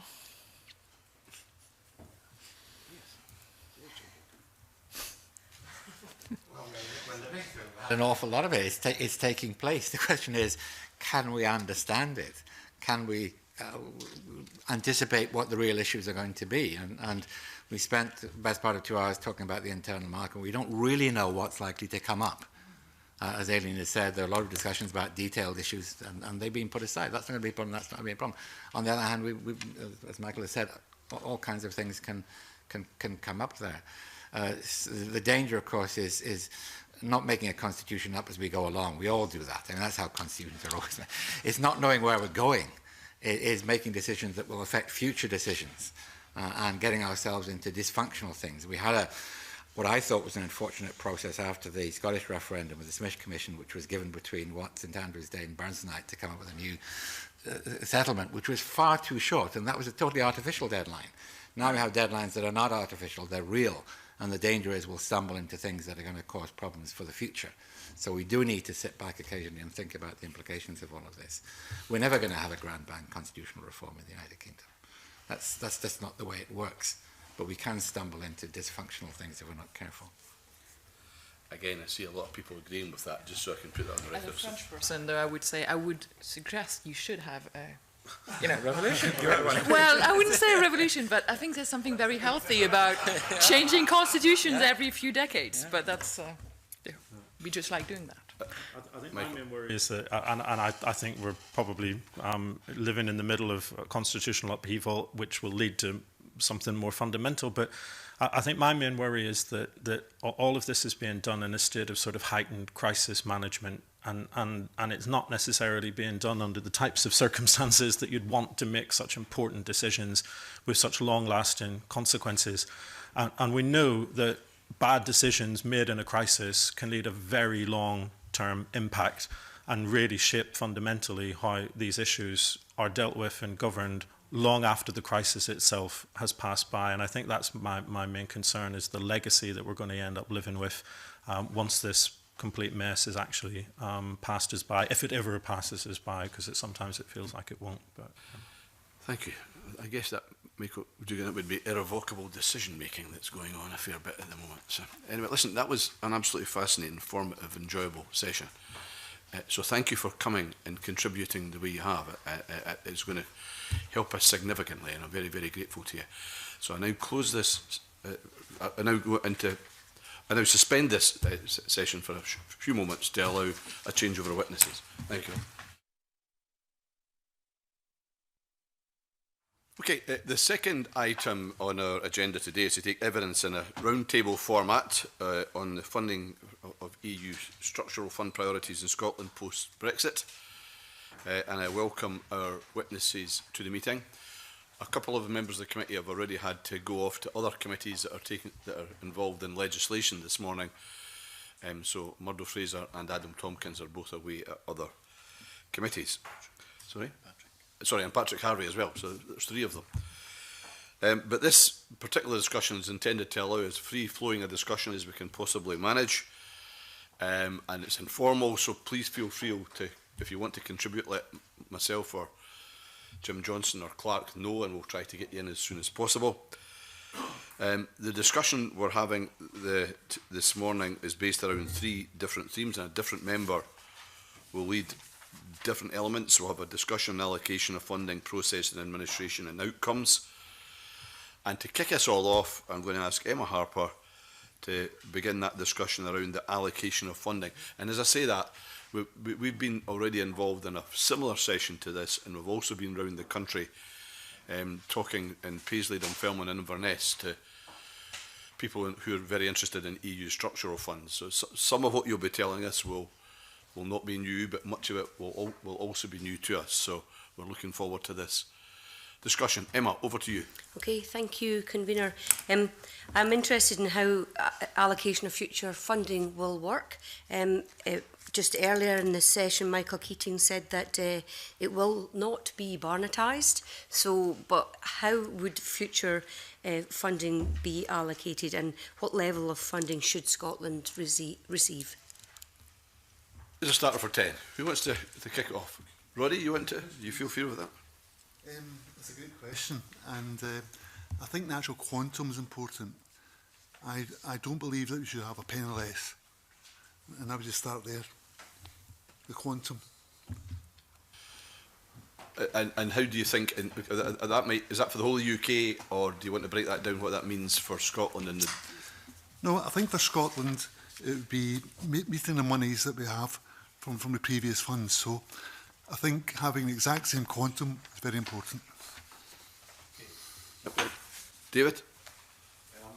So I think the UK government has indicated that the SPF will be about the same size as existing EU structural funds.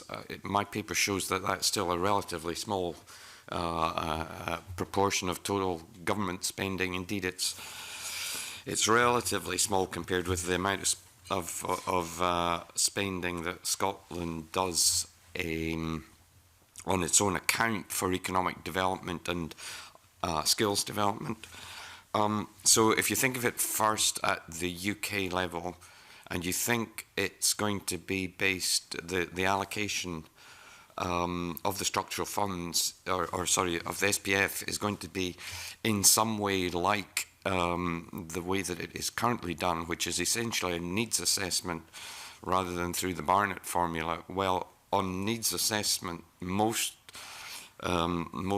Scotland would come out at about its population share, because most indicators you could take GDP per head, you could take unemployment, you could take a list of different indicators, and Scotland doesn't tend to be that far away from the UK average. And what that would mean is that the funding per head in Scotland, and I'll show that in one of my figures, it is pretty much, or it's pretty close to the UK average. So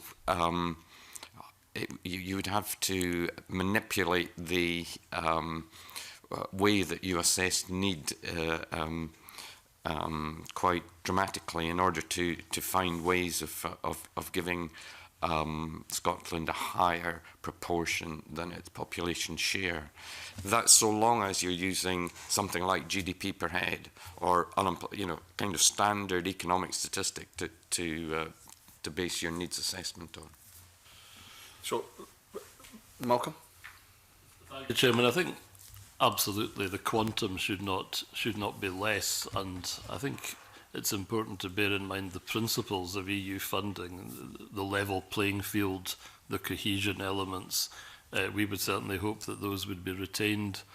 They've been immensely beneficial, and distribution should of course be based, I think, on need. I'm sure how need is defined will be the subject of argument, but need has always been the basis of EU cohesion policy against these principles, and certainly local government would very much hope that acceptable measures for need could be devised that would enable that quantum to be distributed equitably. Angus? Yes, thank you, Chair. Yes, I would agree with most of what Malcolm has said. It should be based on need. It's important to remember as well, obviously speaking from a Highlands and Islands perspective, we are a transition region.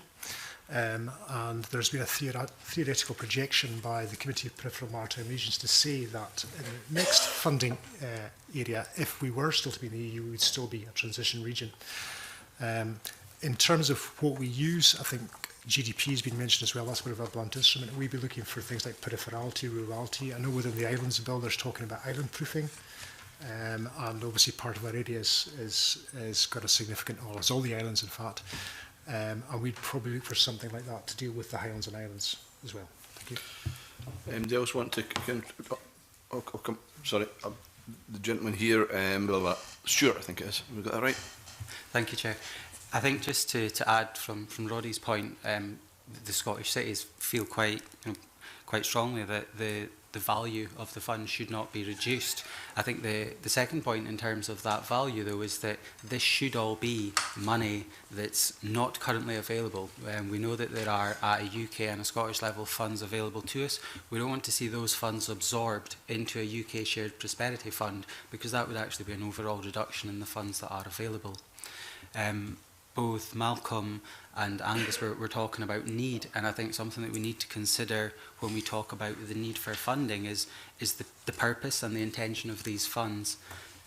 Things like innovation, we want to encourage innovation and we want to see innovation, so we need to make sure that the criteria that we employ to determine how we allocate that funding needs to consider things like that as well, and not just need in the sense of these areas are classed as transition areas, for example, and should therefore automatically receive that funding. Angus mentioned as well about the rural areas, and I'm representing cities. I wholly agree with that. I think rural areas do need to have a consideration, and I also think in the same aspect, urban areas need to have that too. What some of the Scottish cities have been able to do is to work together and to identify ways in which cities can act as drivers for economic growth, and we believe that that creates an opportunity, and that the fund, whilst it may have more of the social aspect that we see within the European Social Fund at the moment to support areas of need, we also want to see areas that will support growth, and that comes in more closely aligned to the ERDF programme. So we want to make sure that both of those things are not lost within the new programme as well. Lynn? Yeah, it's just yeah, I agree it should be needs, but how you determine needs is another thing. Whether the National Performance Framework, for example, if that could be used in some way to assess needs. Certainly what we're doing at Zero Waste Scotland, we've had European money to accelerate resource efficiency and circular economy. What we have seen from the European money is that we have been able to create a fund, create a business service for circular economy, business models which are very innovative, not only in Scotland but across the world. They're really change leaders for across the world. So because of the nature of these organisations and that they are innovative, the speed of it has been slow, but it is gaining traction, and we would want money to continue so as we were able to further accelerate the circular economy. Roddy? Thanks, Chair. I think as well as the actual quantum being a red line for us in ICA in terms of what Scotland needs. I mean, I certainly don't think that Scotland should have a penny less than it currently gets, adjusted for inflation. But I think also it's important as a multi-annual period of funding. This will give a consistency, it will give a confidence, it will allow the money to bed into the communities that we all serve. And another critical point which came from my members of the Industrial Communities Alliance was about when it's operational. And the feeling is it really has to be fully operational from January 2021 to ensure there's no hiatus in any regeneration activity in Scotland. So the quantum, the multi-annual, and ensure that it's operational, hitting the ground running when it has to hit the ground running. Jill, I think you wanted to contribute as well. Yes, thank you, Chairman. I certainly agree with just about everything that has been said so far, and your point about being multi-annual is hugely important. Particularly, I'm speaking, and I can only speak from the leader funding point of view, that most of the rural businesses that we've supported through leader funding are micro businesses and SMEs at the biggest level. These businesses need to have the knowledge that there is support out there for them on a more than just a year-by-year basis. So yes, I think that's the thing that I would like to press most.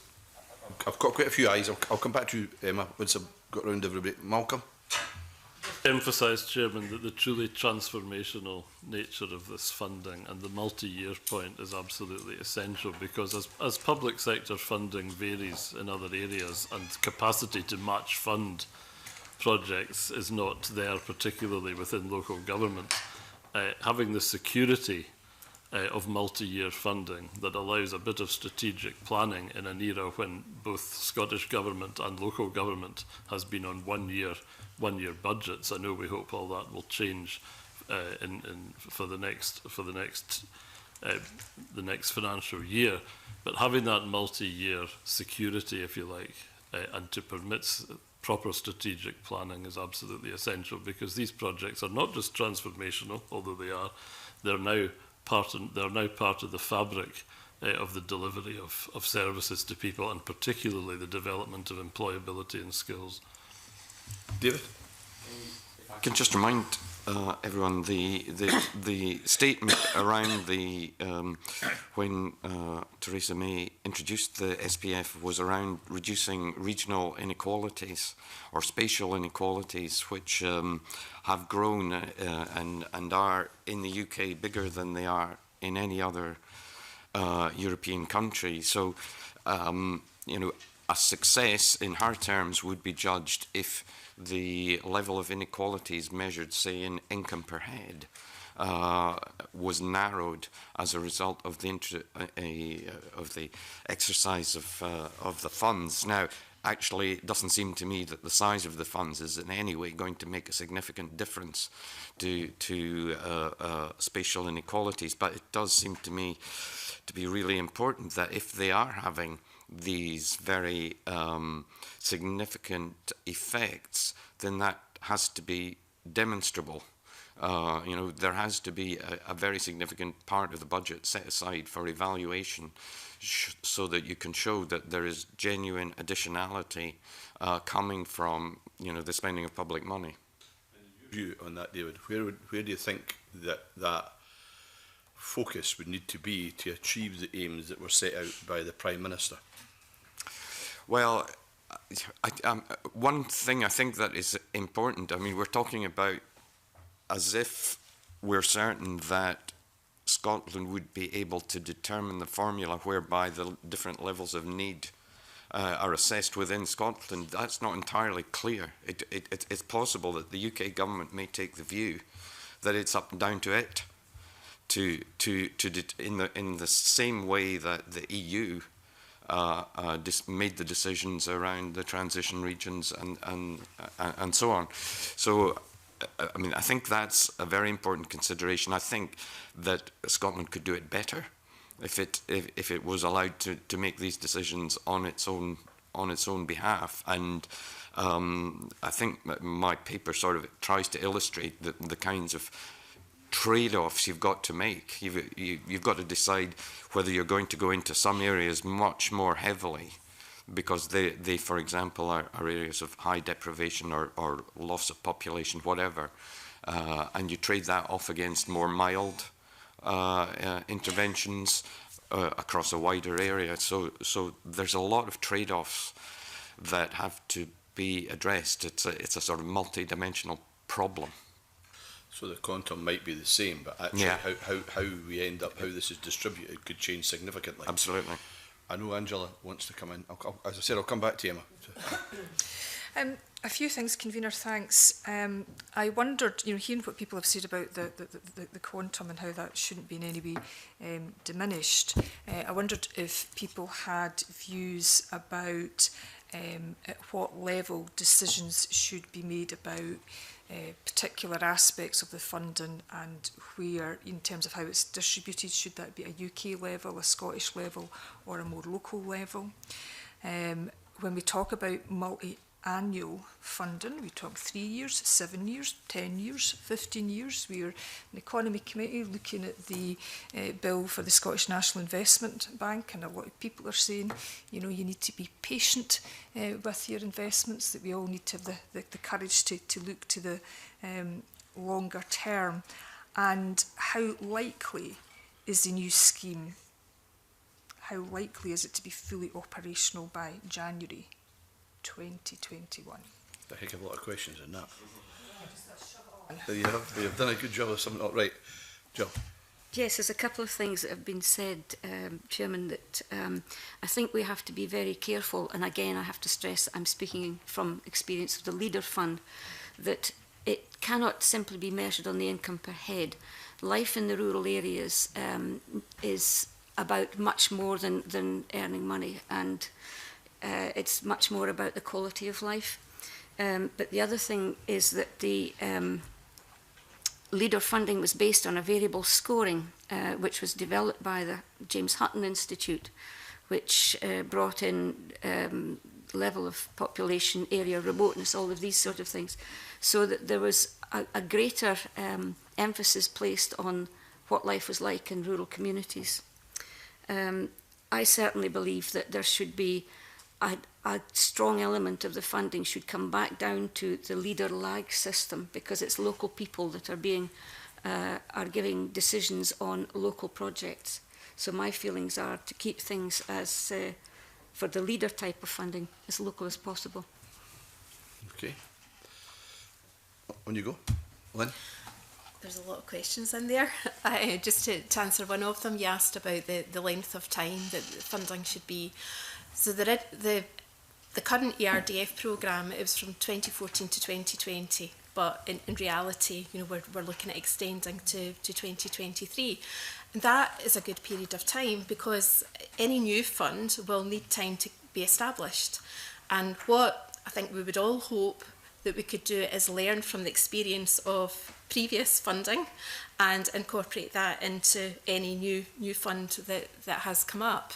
But it's really, the multi-year aspect is really helpful. Particularly, I think there has to be a focus on partnerships going forward, because it is transformational, rather than individual lead partners looking to individual companies. It's how can public sector, private sector all collaborate to work together to come up with transformational projects. So you're probably about the 8 year, the 10 year, that sort of aspect is good. And what it also means is that when you're going out to talk to partners, then you can say with certainty what your funding is, which is really helpful for everybody strategically. Malcolm. Thank you, Chairman. I think the best means of distribution is a mix. I certainly think that there is a place for Scotland-wide programmes, but I have to say our experience over 30 years has been that probably the most effective programmes have been delivered either regionally or locally. There is a place for national programmes, unquestionably, but I would suggest there's a place for the regional, particularly around transport and infrastructure, also a place for the local there, and indeed the Islands Act will require islands proofing of any criteria in any case. Culture and heritage particularly, I think, benefits from a local intervention. We're also, I think, we have an opportunity for a fresh start in any case. But we also have a lot more developed community planning. We have local outcome improvement plans, which should recognise Scottish Government's national priorities as well as local priorities. So there's a better base, I would suggest, for local structures as well as regional and national. Stuart. Thank you. I think the final question that you asked was about the level of confidence that this fund can be operational from 2021. Quite clearly, very little confidence in that. We've seen the current programme that we're in, which wasn't a dramatic change from the previous programme to that, and it encountered delays. So the scale of change that may happen here in terms of a new fund, I genuinely cannot see how that can happen prior to 2021. And that, as someone mentioned before, will create a big problem, because we're going to have this hiatus, this gap between the funds where activity will cease unless there is funding made available to continue that. On the question about the levels of accountability and decision making, having seen the impact that the Leader Fund can have at a community level, I think it's essential that there's the flexibility to be able to have decisions at that level. For me, it's less about a kind of taking a view that the decisions must be made at this level, and it's more about trying to determine what you want the fund to deliver and what the most appropriate level for the decision making would be. In the current programme, a lot of the decision making or the accountability has been shifted to the lead partner, and some of the lead partners have kind of taken on the role almost as a mini managing authority. And that's a huge burden for those organisations to try and manage that, in addition to supporting the delivery and dealing with the compliance aspects. So it's about the right level, and we spoke in the room before we came through, about the impact at community level and so on. These funds, whilst they have an impact at community level, they're so complex at the moment that community groups will really struggle to get involved. So part of that decision-making process has to be about making it more accessible for those communities where we can have an impact. We're going to come on to process and administration, so that's you're leading us there. Angus. Yes, thank you. Just picking up on the multi-annual financial framework, we were supportive of the 7 years. It offers that stability element, and it also allows you to make long-term strategic planning. So we're supportive of that. Picking up on how far it should be devolved, we would certainly look for it to be devolved to the Scottish Parliament, but also further devolution into the Highlands and Islands. What I mean by that is that some of our most successful use of European money has involved a Highlands and Islands body that has existed. That's lacking in the current programme, and it's probably not served us as well as other European programmes have. We look for we look to be involved. We've a lot of expertise, and we look to have some involvement as stakeholders in how that money gets bought. I'm not precious about the name, but I think that a joint regional board has been discussed along those lines. So that's what we look for. Emma, you began this conversation. I was just to pick up on the issue of leader funding is really, really important. And last week at the Rural Policy Cross-Party Group, there was presentations about what would happen if there was a lag in the expertise of making applications. There's already people that are very knowledgeable about it. So that's just a question of concern. There's been leader funding has been fabulous for rural areas, and in my area, Dumfries and Galloway, it's £20 million has contributed. So that would be, what are your concerns about transition if there's a lack of expertise when we move forward?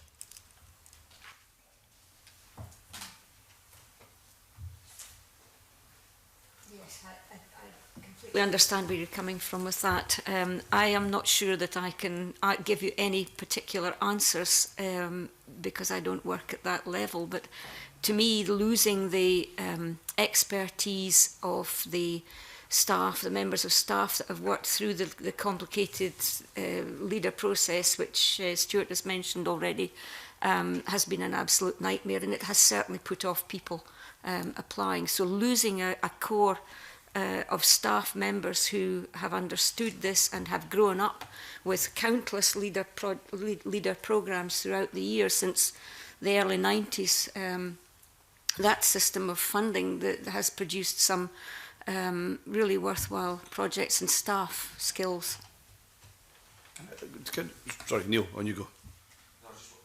It was just to bring something else into, if you wanted to follow that. No, I just wanted to the board in a bit further in that, Joe, because people talked about 2021 as being, you know, we need some assurance of what happens after that. But in terms of the, whether it's in LEADER or the other programmes that exist in Scotland, there must come an earlier date when decisions about, if we're not clear what the future's looking like, how that begins to impact on people who are involved in these organisations. So what, for your own organisations, what date is that? When does that become, the alarm bells start ringing, that you're actually going to have to say to people, I'm sorry, we're issuing you with 95-day notices? That's really what I'm getting to. So that we can understand how soon these decisions need to be made before they start impacting on human beings that are working in this sector. Jill. The alarm bells are ringing already, Chairman. We have staff who are looking to their future as to where they're going to go after this has happened, after the LEADER programme finishes in December 2020. There is nothing at the moment that we can offer our local projects, our local groups, our local communities that can fully support the LEADER process, or fully replace the LEADER process, should I say. So I'm afraid the alarm bells are going off right now. Okay, one. I agree with that. If I can use the experience of the current ERDF programme, it probably took a couple of years, because it was a new European ERDF European Regional Development Fund that Zero Waste Scotland have access to. So it was new to us as an organisation. We had never done European funding before, but it was also new to Scottish Government and to the managing authority. And the systems were still developing. I know we're going on to administration, but I think it's important in this context. Systems were still being developed, the rules were still being developed, the rules were changing because there had been a previous European programme, things like staff, it had been timesheet based before, and then it moved to 100% allocation. Organisationally, we had to move things around in order to make sure that staff that were working in the ERDF programme were 100%, and that reflected in structures. Going on to your question about how would that impact? Well, we do have staff that are working 100% in the European programme just now. So yes, we would want certainty, there isn't any certainty just now really in what's happening, so the sooner that we got that, the better. Malcolm. Yes, very briefly, Chairman. I mean, we would be beginning these discussions in this financial year with a view to making unpalatable decisions in the next financial year, and that is simply because councils and other partners cannot fill these gaps in a way that might have been possible in years gone by. So that's our duty. But it is the problem of the lack of clarity following the lack of consultation on the future on post-Brexit funds. That's the problem. If we knew what the criteria were, we could plan for these and work towards these, and in harmony with Scottish Government and others, work to keep people and give some continuity to employees and those who are retained by other organisations. That's the problem. David, and it just makes me wonder, what is the scale of this across Scotland in terms of the number of people who will be affected? I'm not expecting anybody to answer that just now, but it is something I think we need to get a grip of and begin to understand. David? Well, it occurs to me that there's a principle here I hadn't really thought about before, which is that I'm very sympathetic to the idea of having a multi-year fund, but essentially if we move from EU funding, which is typically, a 2014-2020 budget, that is so alien to the Treasury that, they will struggle to cope with that as an idea. We have a 2-yearly spending review. You know, that's the way that public spending is allocated in the UK. If you want to go outside that framework, then a special case is going to have to be made for this. I mean, I would support that case, but it's a function of what will happen post-Brexit, the move from one kind of funding model back to the UK funding model. Very important point. Thank you. David. Neil. In terms of allocating funds within Scotland, I just wondered if anyone had thoughts on how we put the funds we're talking about today alongside all the other funds that local communities and local authorities get. For example, you know, when you're talking about the local government budget, you're talking about £10 billion, and there's obviously difference of opinion amongst local authorities as to who gets a better deal out of that, and other funds. Some areas, for example, that struggle with population growth feel that they are punished by the local government formula as is. Obviously, some areas will conversely benefit. So I don't want necessarily, I'm not suggesting that, you know, we change that formula, have a debate about the local government formula, but I just wonder what cognisance should we give to the other funds that local authorities and local communities are getting if we want to tackle poverty and regional inequalities. Right, Malcolm, you're in the lion's den with that one. I would first of all say it's a fiendishly difficult job to find a funding formula for the whole of Scotland. But what we would say, and I think this would apply across local government, we cannot apply simply mechanistic formulae such as Scottish SIMD, Index of Multiple Deprivation. Good though it is, it does not work for all parts of Scotland. There needs to be a combination of GVA, GDP. None of these are perfect.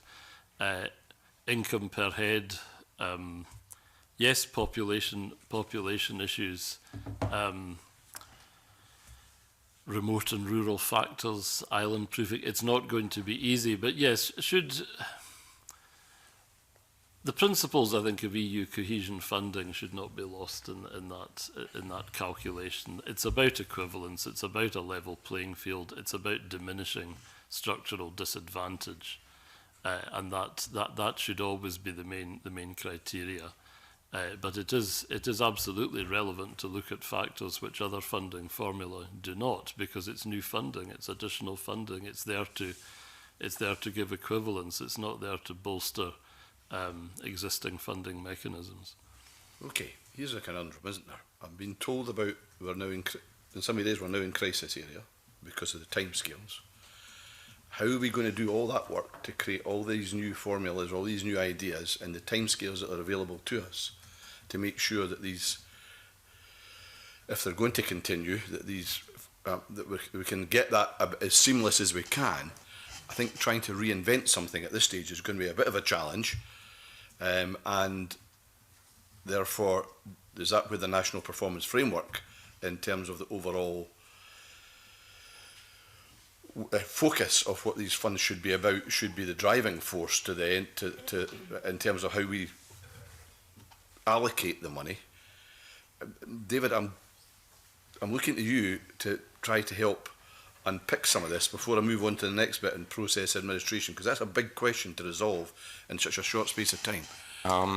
So I very much agreed with Neil's point about, you know, there are so many different funds out there at the moment. You know, you've got the cities initiatives, you've got a variety of different things going on, and what worries me about it all is that money is being spent with, you know, the best will in the world, but how does it actually fit and mesh with the National Performance Framework and the things that the Scottish Government overall sees as being important? And I'm very sympathetic to the idea that the actual distribution should be at as low a level as possible, and that might well be community level. I mean, in my paper, because if you start looking at a number of indicators, what you end up with is huge arguments about how you weight these indicators. So how much weight do you put on GVA per head and so on?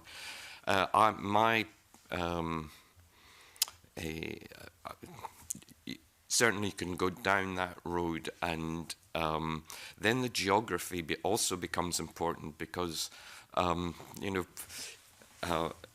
Glasgow doesn't turn out too bad, but clearly Glasgow has areas which are severely deprived.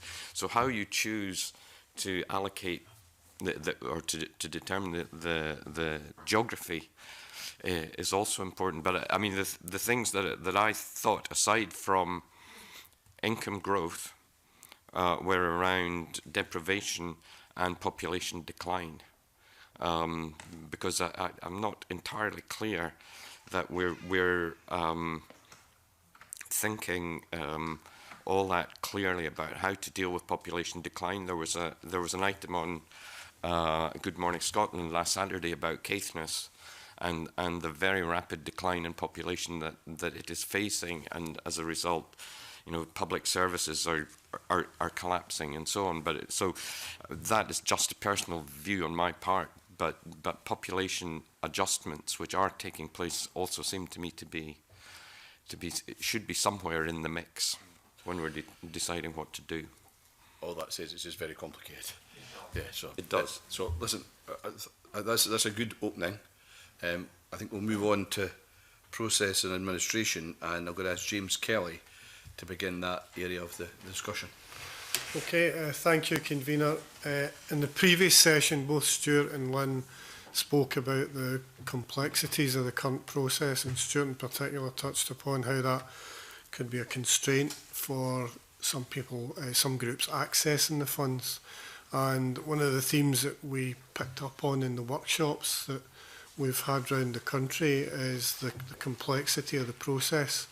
Obviously, this is public money, and the public have a right to ensure that that money has been allocated and spent correctly. So you need a proper, compliance check there to ensure that that's happening. But one of the feedbacks that we were picking up was that it was overly complex and onerous, and in some cases people were spending too much time, administering the process as opposed to actually dealing with the work and dealing with the groups that they were supposed to be helping. So there's clearly an issue there, and moving forward to the Shared Prosperity Fund, we're interested in how could that process be shaped so that it's streamlined and efficient, but obviously has the correct compliance and monitoring in place to ensure that the public are getting value for money and the money's been spent properly. Thank you for introducing that so well, James. That's exactly what we need to hear about. So who'd like to take that on? Angus, do I see you? Stuart, do I see you eager? I mentioned it earlier, and you'll not be surprised to hear that I'm quite keen to contribute to it. I think the disappointment with it is that there are limited funds available within this programme, and when you access those funds, you want them to have an impact within your locality. You want them to benefit those individuals who require the support. What we're finding more and more is that the compliance requirements are disproportionate to the support that we're trying to provide. We're trying to support, particularly in Aberdeen, we're trying to support individuals who are quite hard to reach, in the sense that there's not an abundance of people requiring support, but those who do have very complex needs. In order to satisfy the audit and the compliance requirements, we spend a huge amount of time from the point of view of, is this person eligible to receive support? The physical data that we have to hold for that is onerous. The conditions in which we can hold that data with the GDPR is also onerous. We then try and move to the point of being able to support that individual, and you can imagine there is further documentation that we require to hold. When it comes to the process of submitting a claim, all of this information has been made available to an auditor who will then determine if we hold sufficient evidence and so on. We go through pre-verification checks. All of our procurement documentation is checked as well.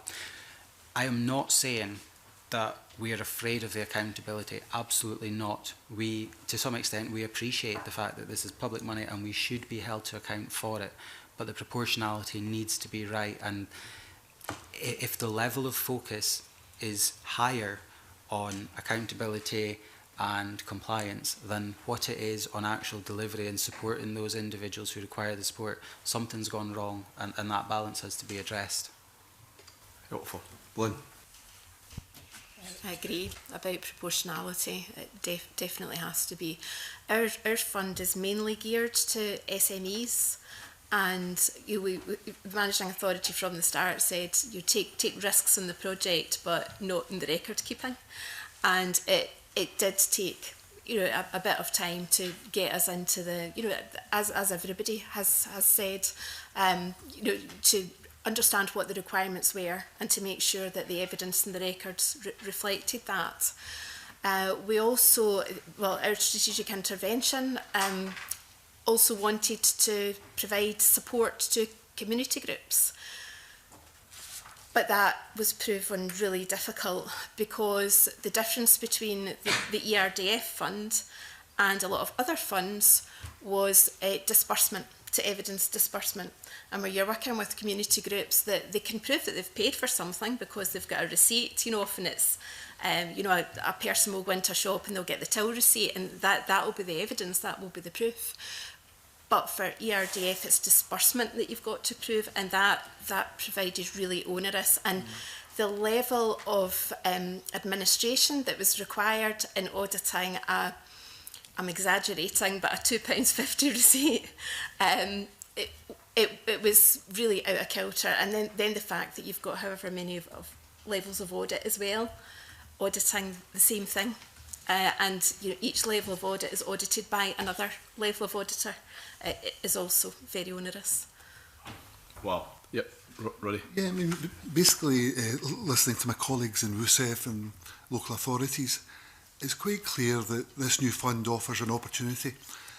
What they're telling me is that the current administrative labyrinthine mechanisms stifles innovation, stifles flexibility, stifles delivery of the programme itself. And so I think this new fund provides an opportunity to get people round a table who are working day to day with these funds and listen carefully to the lessons which have to be learned. We're not saying we don't want to be audited. We're not saying we don't want to be accountable. What we're saying is we don't want the auditing and accountability to get in the way of delivering for our communities. And I think it's a key balance, but we haven't got the balance right just now. And this new fund perhaps gives us opportunities to say these are very positive things that have come from European funds. These are issues that we think should still be maintained and should still be part of the new order. But surely to goodness, having spoken to people, I'm sure you have as well across Scotland, the current system is not working. And I know from personal experience with the Leader programme in Ayrshire, the staff themselves work really hard. They engage with community groups as best they can. But the community groups themselves are finding it really hard to cope with the amount of accountability, bureaucracy that's involved in programmes. So if we're going to really make a step change and make these new funds better for our communities, because that's who it's for, then we need to find ways to minimise the unnecessary administrative burdens and maintain those that we require for legal purposes and for scrutiny. Malcolm. Chairman, it just needs to be more outcome focused. What are the outcomes being achieved? Or sometimes, when we're talking about aspirational programmes, have all reasonable efforts been made to achieve these outcomes? Have they even been achieved in a different way? The problem with the current system too is it is labyrinthine, but it's also ambiguous. There's nothing wrong with a rigorous system. If I can turn to one of my other hats as returning officer, the election rules are rigorous and they're complex, but they are unambiguous. The current system is neither. It's both, rather. It's both labyrinthine and ambiguous, and that's what needs to change. Okay, so what does a new process look like then? Roddy. Sorry, Malcolm. Very briefly, Chairman, I think there are lessons which could be learned from how Audit Scotland go about their work on auditing outcomes across the public sector. which are proportionate but rigorous. Some people told us in previous evidence-taking sessions that the Scottish Government obviously disbursed lots of money to many organisations across the country, and there's a normal process within the Scottish Government to do that. And obviously, when these funds no longer operate, would it not just be sensible to default to a system we already have in Scotland, where government disburses money and there's an audit process involved, and that would save us having to reinvent the wheel? But I'm throwing that out there. I'm not saying that's the right solution, but what are people's thoughts on it? Angus. Thanks, Chair. I'm just really looking at our submission, and that's the very point that we made in order to avoid duplication of process, use our existing internal and external processes, and that would avoid any duplication. And just picking up on some of the other points, it's quite important, I think, at the very outset to have clear and consistent rules from the outset. I think what we're experiencing just now is some retrospective application of rules, which is causing some difficulties amongst some of our organisations. And just in terms of the process itself, it would be quite useful to have a fallback system, a paper-based system, and don't rely singly on a system that depends on broadband access. Because some of our leader areas are some of our most remote and rural, and it's causing unnecessary stress trying to fill out an application form online. Anybody else want to? Oh, Angela? So I was just thinking earlier about one of the comments that David Bell made in the context of talking about a proportionate system. And I wondered whether there was a real role for proper evaluation of outcomes as opposed to, you know, the monitoring of minutiae around, you know, data and cumbersome verification processes. And I'm also aware that it was a very small fund, but that the Scottish Government had introduced a communities fund, small-scale project communities fund that was a bit of experimentation. The Communities Alliance managed it, and it was to enable small amounts of money to be dispersed at a very local level, minimum bureaucracy, you know, if people could demonstrate a solution to a local need. And it might be quite interesting to look at how that process is developed, or the outcomes involved with that work. And I'd also be interested to hear folks' views around the pros and cons of match funding as well. Yeah, I think, Stuart, the cities have got a particular view on how this could be all better done, if I've got that right from your paper. On how, which part, sorry? Well, particularly around how the city funds have been used in terms of the city deals, yeah, etc. Yeah. So, give us some of that experience. I think this would be helpful. Yeah. Because we've heard quite a lot about, understandably, from the rural perspective leader and the Highlands and obviously the Western Isles. So. Yeah. I think from the perspective of a city, maybe a slight bit background to this is that we feel at the moment that the level of evidence of payments, of disbursement through to bank statement is overly bureaucratic, and where we have, for example, the city region deals and so on in place, local outcome improvement plans as well, they're very outcome focused, and so it makes no sense that we are outcome focused and we're trying to deliver these things, but the evidence that we're asked to present is not on the achievement of those things, but on how and what we spent the money on. Don't get me wrong, we're happy to provide some evidence on that to the levels that are required, but it needs to be balanced in terms of the achievement of the outcomes. At present, we have a situation where we could totally fail in terms of what we're trying to deliver, but if we can evidence everything that we spent the money on, and that's all eligible, that would be acceptable. Up on Angela's point, in particular around getting money into communities in the way that was described. I mean, I don't know if you want to build on that, Stuart, or anybody else would like to pick up on that. Roddy. Maybe in terms of the intervention rate, from what I understand, the Scottish Government can't, by EU regulation, exceed 50% in Scotland, and that appears to be factual. Certainly along Scotland, in consultation with its members, has certainly come to the view that the 50% rate should be adopted as a minimum and not a maximum. We think this would help and assist communities and community groups to go about their business in a rightly supported way. So the current intervention rate is not helpful, Chair, and we would recommend that for any new funding system coming into play with the EU, that the Scottish Government would give serious consideration to the 50% being the minimum, not the maximum.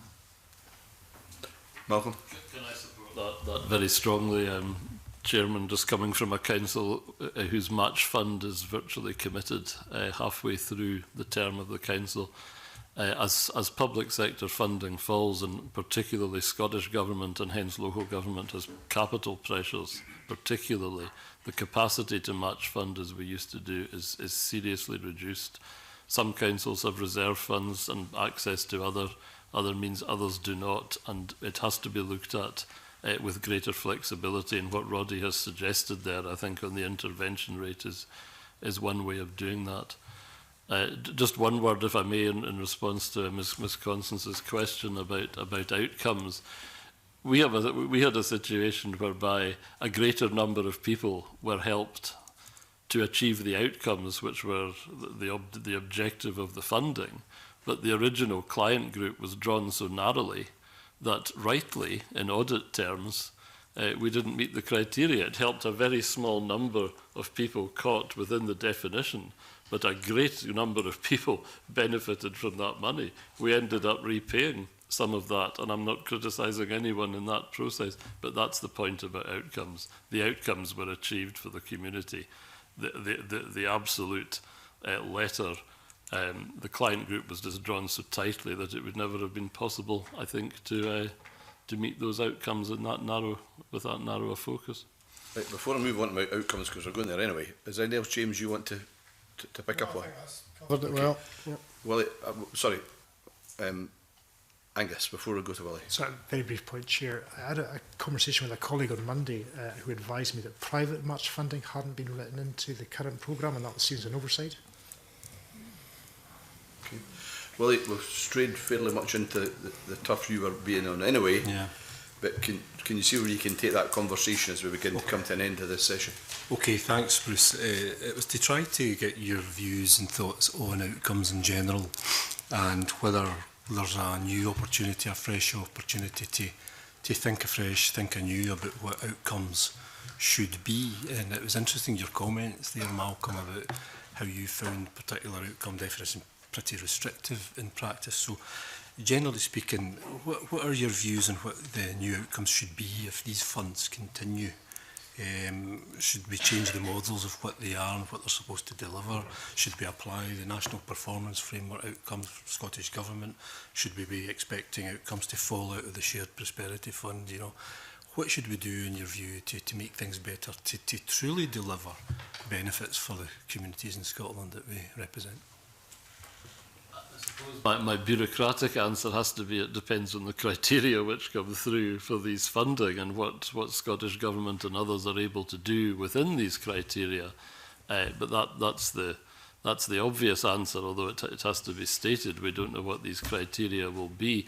I think we have, at the risk, I think we're all worried about the burden that's going to fall on us when all of this comes, as we hope it will. There is a wealth of material out there. You mentioned National Performance Framework. There are local outcome improvement plans. There's a great deal of work through COSLA, through SLED, through all sorts of other criteria. I don't think it certainly wouldn't be beyond us, although we will be pressed for time, to work out outcomes which are suitable for regions and localities. The focus in my area, for example, would be population retention. That's about skills, that's about housing, that's about infrastructure, that's about jobs. In other areas, it may be more about innovation and the infrastructure that supports that, 5G, all the rest of it. I don't think this is beyond us at all, but it must be focused to outcomes. Have the Western Isles slowed as we have a rate of depopulation? Still a concern. when jobs are created, and I echo Jill's point about micro businesses, small numbers are transformational. Have the people who would be employed in them got a place to stay? These are the questions I think, and I think we can do. We're among the public sector in Parliament of Scotland. There is quite a capacity to derive and define measurable and useful outcomes. Anybody else want to contribute that? Linda, you want to, from a Zero Waste Scotland perspective, give us what you think might be? Yeah, I agree. National performance framework for Scotland's overarching, and really any local authorities, any public sector organisations should be linking up to the national performance framework. So, in theory, that would be a good basis. How you weight different aspects within that national performance framework, I think is questionable, and maybe needs an economist to look at that. Yeah, I would agree. It should be outcome based. Well, given the economist being talked about, David, do you want to contribute in at this stage? Sorry, no. So I think I generally agree that we could have a set of outcomes that vary by different parts of Scotland, but are still consistent with the National Performance Framework. I mean, I've talked in my paper about population decline, and I do think that is a significant concern. One area that I think that we don't, it's quite difficult to measure, but a lot of recent work seems to be moving towards is trying to ensure that you maximise the amount of social capital in communities, which is their sort of cohesion. And some work is being done on that. I mean, it relates a bit to the work on well-being, and it's interesting that New Zealand now is seeking to maximise well-being rather than GDP. But you know, I don't think this is something that can be answered off the cuff. But it seems to me that this fund would be an interesting exemplar if we want to define, want to sort of have a national conversation about what are the key elements, locality by locality, that fit within the National Performance Framework, but which have the particular weight that is appropriate for that locality. Do you think, just to follow that through, that in terms of the Shared Prosperity Fund and however that's going to be operating at a UK level or a Scottish level, from what I hear from the table, that seems to be the preference, that we need to begin the discussion about, before we start designing something, actually we need to decide what the outcomes we want are before we actually start to create the architecture to deliver. I just want to get a reflection on that. Yeah. I tend to agree with that, and also how are we going to evaluate the outcomes? Because I mean, there are different levels you can have outcomes. You know, did the project achieve the stated outcomes that were written into it at the outset? That's one level of evaluation. But while I think that's important, there's also kind of overall evaluations which are generally done a bit after the event. But for example, I saw recently a paper which looked at regional selective assistance, which is still available in Scotland to support companies that the Scottish Government, for whatever reason, has decided to support. And basically the argument was that RSA had been a successful policy, that it typically did add to growth in particular areas. So, I mean, what I'm saying, I think, is that yes, we have to think about all of the outcomes and layer them into what and figure out how they fit within the National Performance Framework. Stuart, do you want to add something there? I saw you. I think from a local authority perspective, we have certainly within the cities, there are city region deals and there are local outcome improvement plans.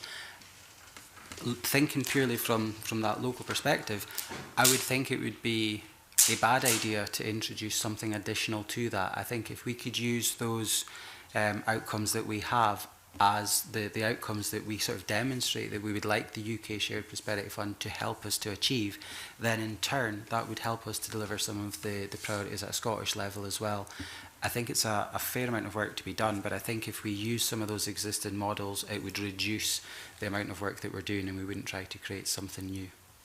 Roddy? Yeah, I think a movement away from relying on figures and numbers and all graphs of all sorts would be welcomed by all. But I think a key aspect here is about the sort of softer elements of what changes communities and how do communities feel involved. What are their views about how funding should be spent in their areas? What's important to them, and not simply if you're in the county buildings in Ayr or if you're in the city chambers in Glasgow. What's important to those communities? And the piece of legislation, the Community Empowerment Act, I think is a really interesting piece of legislation because it starts to open up the box about letting people get on with things themselves. Governments, councils can only do so much. The communities themselves are really that X factor that can make a real difference to funding. And so one of the areas I'd like to see opened up as we go forward here would be talk to people. What's happening in communities? Where do they see funding being necessary? How can we help them spend the money in a way that is fundamentally transformational for them? And I agree that we need to be focused with big money on figures and all the rest of it.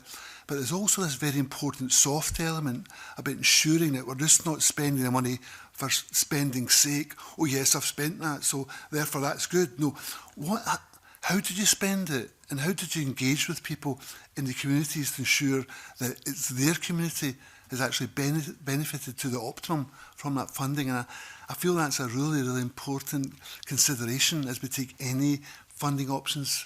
What difference? What ownership? How are these communities being engaged? Chairman, thank you. I think Roddy has really hit the nail on the head as far as I'm concerned through, and again I have to stress that this is leader funding.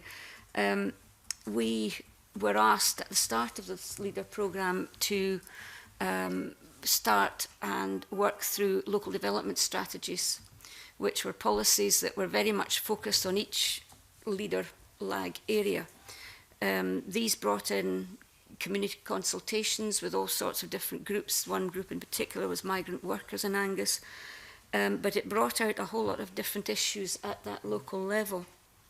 So that is one point I was wanting to make. The other thing is that on evaluation, it is easy, well, in inverted commas, easy to follow the stated outcomes of jobs created or anything like that. But what I feel is something that is missing through and through is that the social outcomes from projects take a while to come through and become visible. And one of the things that the leader groups are trying to do over the coming weeks is to focus on some of the more long-term gains that have come through the different projects, whether they've been projects supporting community village halls or something like that, or even tourism facilities or industrial facilities, that we're going to try and evaluate some of these softer things that you mentioned, and that work is ongoing at the moment, so there might be something that we can take out of that in a later date. Okay. Angus. Yes, thanks, Chair. Just building on the local and regional elements here, the Highlands European Partnership has produced a regional policy position paper which highlights some of the themes that we would like to explore with the new funding and where we'd like the region to go. And in addition to that, we've got the Convention of the Highlands and Islands as well, who have highlighted a number of priorities. So they're not too different to what Malcolm was suggesting about. There's Untitled Chapter, there's housing, there's digital, physical infrastructure, marine, building capacities within communities. So I think we can utilise these existing documents that are there, these existing organisations are there to help build on what our priorities are going to be. And I just want to make one point. I understand that the UK Share Prosperity Fund is linked into the industrial strategy. That sits quite uncomfortable with our part of the world in terms of rural. I don't really necessarily see how that fits in that well with us. It's just making that particular point. Willie, is there anything else you want to pick up on? Just come back, Bruce, please. Thanks very much. I mean, I'm very encouraged with what I'm hearing here. I mean, I represent Kilmarnock and Irvine Valley, and you could pick any point in the past that you like to go to, 10 years, 20 years, and our indicators always seem to be behind the Scottish figures. Now, you could say that for any community, the Western Isles, rural communities, inner city in Glasgow, areas of deprivation. If this kind of money and this kind of effort and this kind of investment isn't turning these things round, then I think we are entitled to be held to account and asked why not. So I quite like what I'm hearing in terms of localising priorities and making sure that what actually matters for the various communities in Scotland is what this money is aimed at delivering.